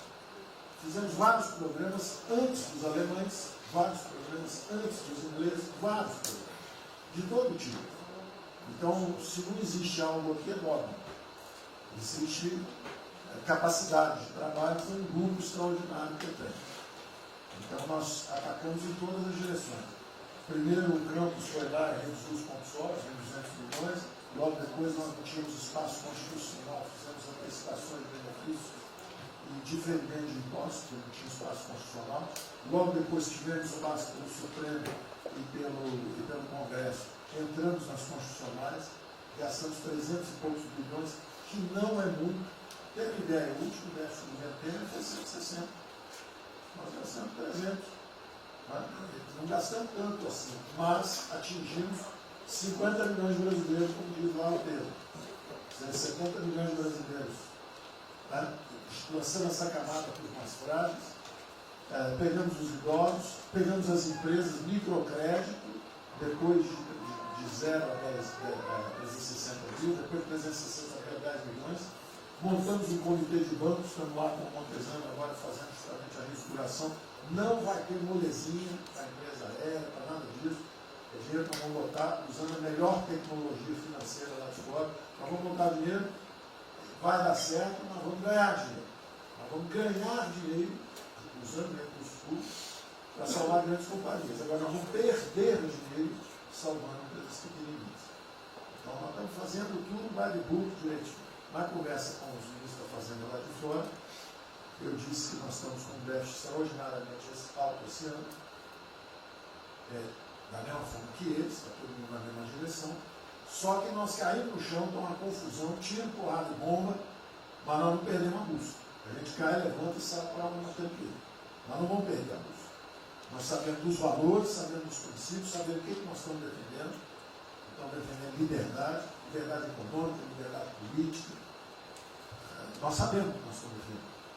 E estamos agora, no meio dessa confusão, derrubando a última torre do inimigo. Uma coisa é que nós vamos fazer a reconstrução e a nossa transformação econômica. A outra coisa são as torres do inimigo que a gente tinha que derrubar. Uma era excesso de gasto com a Previdência, derrubamos a secretária. A segunda torre era os juros estão descendo, vão descer mais ainda. O Campos tem o mapa já, estão descendo. Então, eu tenho uma ideia, o ano passado, para esse ano, 120 bilhões a menos de juros. Um plano Marshall por ano, né? 100 mil de juros a menos. Então nós sabemos, e é nessa confusão toda, todo mundo está achando que estão distraídos, abraçaram a gente, enrolaram com a gente, nós já botamos a granada no bolso do inimigo. 2 anos sem aumento de salário. É a terceira torre que nós vamos derrubar. Nós vamos derrubar agora também. Isso vai nos dar tranquilidade de ir até o final. Não tem jeito de fazer um impeachment se a gente tiver com as contas arrumadas que o dia acabou. Não tem jeito, não tem jeito. E o presidente está no ponto futuro. O presidente falou assim, tudo bem, tem a primeira onda que é da saúde, mas tem a segunda que é da economia. E uma vem agarrada com a outra. Nós estamos ainda tentando sair da primeira, a segunda já está querendo bater. Eu ainda acho que nós estamos preservando os sinais vitais da economia brasileira. Ela, para mim, ainda é um urso hibernando. Baixa sua energia para zero, consumo de energia para quase zero, só respira. Mas quando você sai da luta, você sai para comer o primeiro bicho não passar, você tem força. Nós não podemos deixar isso graças à super safra da nossa Tereza, à logística do Tarcísio, a comida está chegando, as exportações estão subindo, a China é aquele cara que você sabe que você tem que aguentar, porque para vocês terem uma ideia, para cada $1 que nós exporta 3 para a China. Você sabe que ele é diferente de você, você sabe que geopoliticamente você está do lado de cá. Então você sabe o seguinte, não deixa jogar fora aquilo ali não, porque aquilo ali é comida nossa, nós estamos exportando para aqueles caras. Não vamos vender para eles, tá? Político nosso. Mas vamos vender a nossa sorte para eles. Isso a gente pode vender à vontade. Eles vão comer. Eles vão comer. A Índia também vai precisar comer.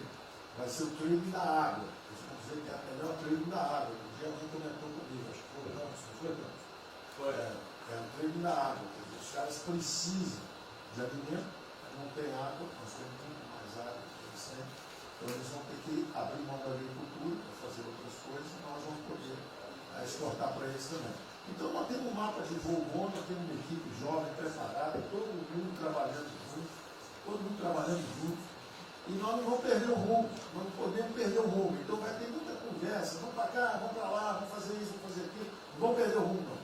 Pode dar vestimento, bota perucadora, passa batom, vermelho, faz uma opção de coisa que for necessária politicamente, mas não vão perder o rumo econômico, não, nós sabemos onde nós estamos indo. Então, eu estou só dando uma mensagem de tranquilidade para todo mundo aqui, que é o seguinte, nós não estamos fazendo nada exótico, dogmático, nada disso. Nós estamos indo numa direção, fizemos o que o mundo inteiro fez, em 3 semanas e meia, nós fizemos o que o mundo inteiro fez, só que nós não vamos perder o rumo, não. Nós sabemos para onde nós vamos voltar já já. Tá certo? E se o mundo for diferente, nós vamos ter capacidade de adaptação. Por exemplo, eu já tenho conversado com o ministro da Defesa, já conversamos algumas vezes, quantos 200 mil, 300 mil, quantos jovens aprendizes nós podemos absorver nos quartéis brasileiros? 1 milhão? 1 milhão a R$200, que é o Bolsa Família, R$300, o cara de manhã faz calistenia, aprende civil, organização social como é que eu vou escrever, né? Organização social, política, né? Faz ginástica, canta o hino, bate continente de tarde, aprende a ser um cidadão, aprenda o cidadão, disciplina, usar o tempo construtivamente, voluntário para fazer estrada, para fazer isso aqui. Sabe quanto custa isso? R$200 por mês, 1 milhão de cada, 200 milhões, joga 10 meses, 2 bi, isso é nada. Então nós vamos pegar na reconstrução, nós vamos pegar 1 bilhão, 2 bilhões e contrata 1 milhão de jovens aqui. A Alemanha fez isso na reconstrução. Aí você também quer fazer estrada, precisa de 3, 4 bilhões a mais, tem um orçamento de 8, toma aqui seus 4 bilhões, isso não faz falta. Não faz falta. Não é isso o problema. A mesma coisa o nosso problema do jogo, lá nos recursos integrados, não tem problema nenhum, são milionários, executivos do mundo inteiro. O cara vem, fazem convenções, olha, o turismo saiu de 5 milhões de Singapura para 30 milhões por ano. O Brasil recebe 6. Uma pequena cidade recebe 30 milhões de turistas. O sonho do presidente de transformar o Rio de Janeiro em Cancún, Maracanã, Museu de Cancún, aquilo ali pode virar Cancún rápido. Entendeu? A mesma coisa a Espanha. Espanha recebe 30, 40 milhões de turistas. Isso é uma cidade da Ásia. Macau recebe 26 milhões na China. Só por causa desse negócio. É um centro de negócio. É só maior de idade. O cara entra, deixa a grana lá, que ele ganhou anteontem, ele deixa aquilo lá, bebe, sai feliz da vida. Ele ali não atrapalha ninguém. Aquilo não atrapalha ninguém. Deixa cada um se fuder.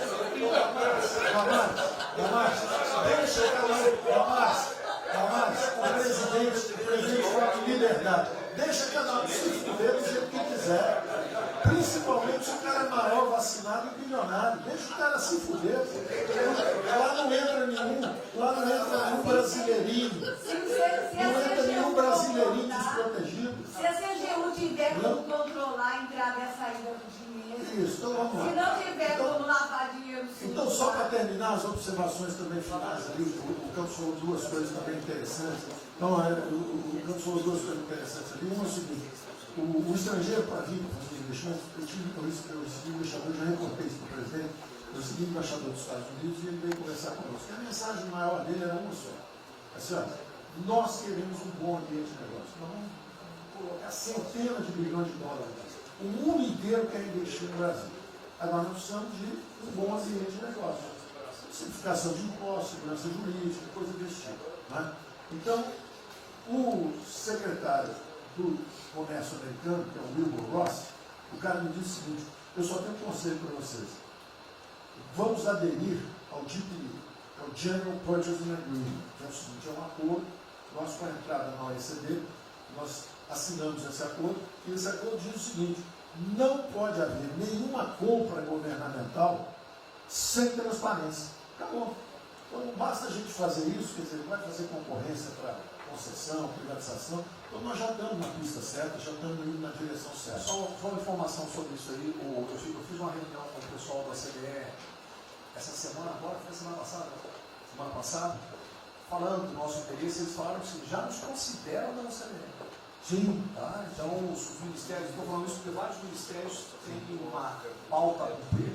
Vamos continuar nisso porque vamos dizer, a impressão foi excepcional. Só um dado aqui da CDE, rapidamente da CDE, então, só apoio. Não, o embaixador disse isso. O embaixador disse: nós não podemos perder a oportunidade quando o presidente está tão próximo aqui. Os nossos dois presidentes estão próximos. Nós não podemos perder essa oportunidade. O presidente da OCDE disse que realmente os Estados Unidos, que era, vamos dizer assim, tinha uma certa objeção, agora já está favorável. Ministro, é só um dado: a OCDE, 90% dos países que hoje integram a OCDE já contam com os resorts integrados. Os outros 10% são muçulmanos. 88% tem um ensino domiciliar. Então a gente vai entrar para a MP hoje lá, tá? Vamos escolher. Vamos escolher. Pronto, obrigada.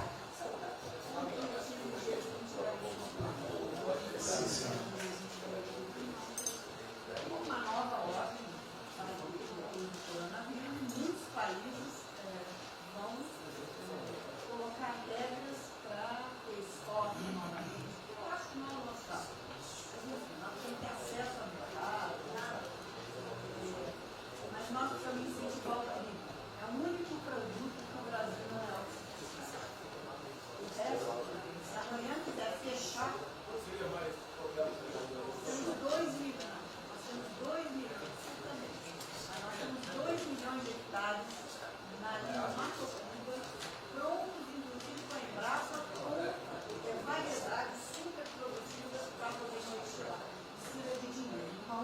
coisa. O dinheiro que volta, não tem financiamento, financiando é baixar os juros. A agricultura não aguenta 9% de juros, é muito alto. Não fala nada, não. O Banco do Brasil não está tudo agora.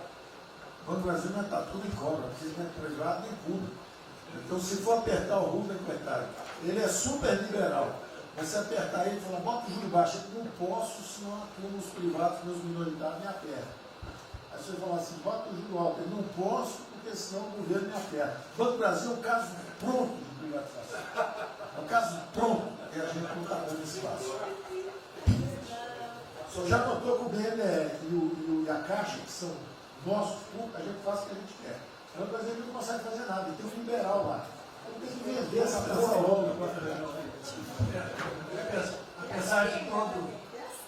Apesar de todo o aumento de risco que passou a haver no sistema bancário, o Banco do Brasil está expandindo bastante seus empréstimos e a agricultura, a ministra Tereza Cristina testemunha aqui de que o apoio está sendo muito grande e nós estamos numa situação confortável, ministro, porque, primeiro porque em termos de liquidez, o público vê o Banco do Brasil como um porto seguro. Então, nós não estamos tendo problemas que outros bancos estão tendo, de preocupação com a liquidez do banco, com a rigidez do banco. E na nossa formação de resultado, as pessoas físicas não têm um papel preponderante dentro do Banco do Brasil. E nós temos a felicidade, nesse momento, de contar com folhas de pagamento de empresas públicas, das Forças Armadas, né, que, em termos relativos, estão numa situação mais segura do que o cidadão comum, que não participa de empresas públicas. Mas só confesse o seu sonho. Confesse o sonho. Confesse o seu sonho. Em relação à privatização... Só em 23 é confessa, agora não. Em relação à privatização, eu acho que fica claro que com o BNDES cuidando do desenvolvimento e com a Caixa cuidando da área social, o Banco do Brasil estaria pronto para um programa de privatização. Né? Mas isso a gente pode fazer. Só se discute, só se fala isso em 23. A gente pode fazer um dia um seminário aí, que possa estender. Porque o Banco do Brasil, no passado, teve muitos privilégios pelo fato de ser público. Né? As folhas de pagamento vinham naturalmente do Banco do Brasil para a Caixa. A administração dos depósitos judiciais eram sempre do Banco do Brasil e da Caixa. Hoje isso tudo é processo de concorrência. Nós temos que pagar muito caro por esses antigos privilégios que não são mais privilégios.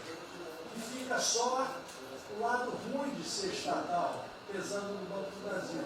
Porque a gente não tem a mesma facilidade de contratação, a gente não tem a mesma facilidade de demissão de maus funcionários, e vai por diante. Quer dizer, tudo tem que submeter ao governo, tem o Tribunal de Contas travando tudo. Né? O Tribunal de Contas, hoje em dia, é uma usina de terror. Se a gente faz alguma coisa, está arriscado dentro da cadeia. Se não faz, é processado por inação. Você não tomou as providências que tinha que ter tomado. Virou um terror isso. Se ficar o bicho quieto, se correr o bicho come. Agora, se me perder, eu queria fazer uma observação rápida sobre a área de medicina. Eu acompanho os números diariamente. Eu vejo que os óbitos, eles chegaram diários, passaram de 200 durante alguns dias, 4, 5 dias, mais de 200 pessoas sendo mortas. De uns 4, 5 dias para cá, esses óbitos caíram bastante, já não chegam mais na casa dos 200. A minha sensação, de quem não é especialista no negócio, mas que observa os números, é que o tal do pico, o tal famoso pico, que gerava tantas preocupações, a minha sensação é que esse pico já passou. Né? Agora, é que o senhor não viu o número que nós mostramos assim agora, mas isso é outra história. Senhores, sem querer cortar, muito obrigado a todos, porque senão eu teria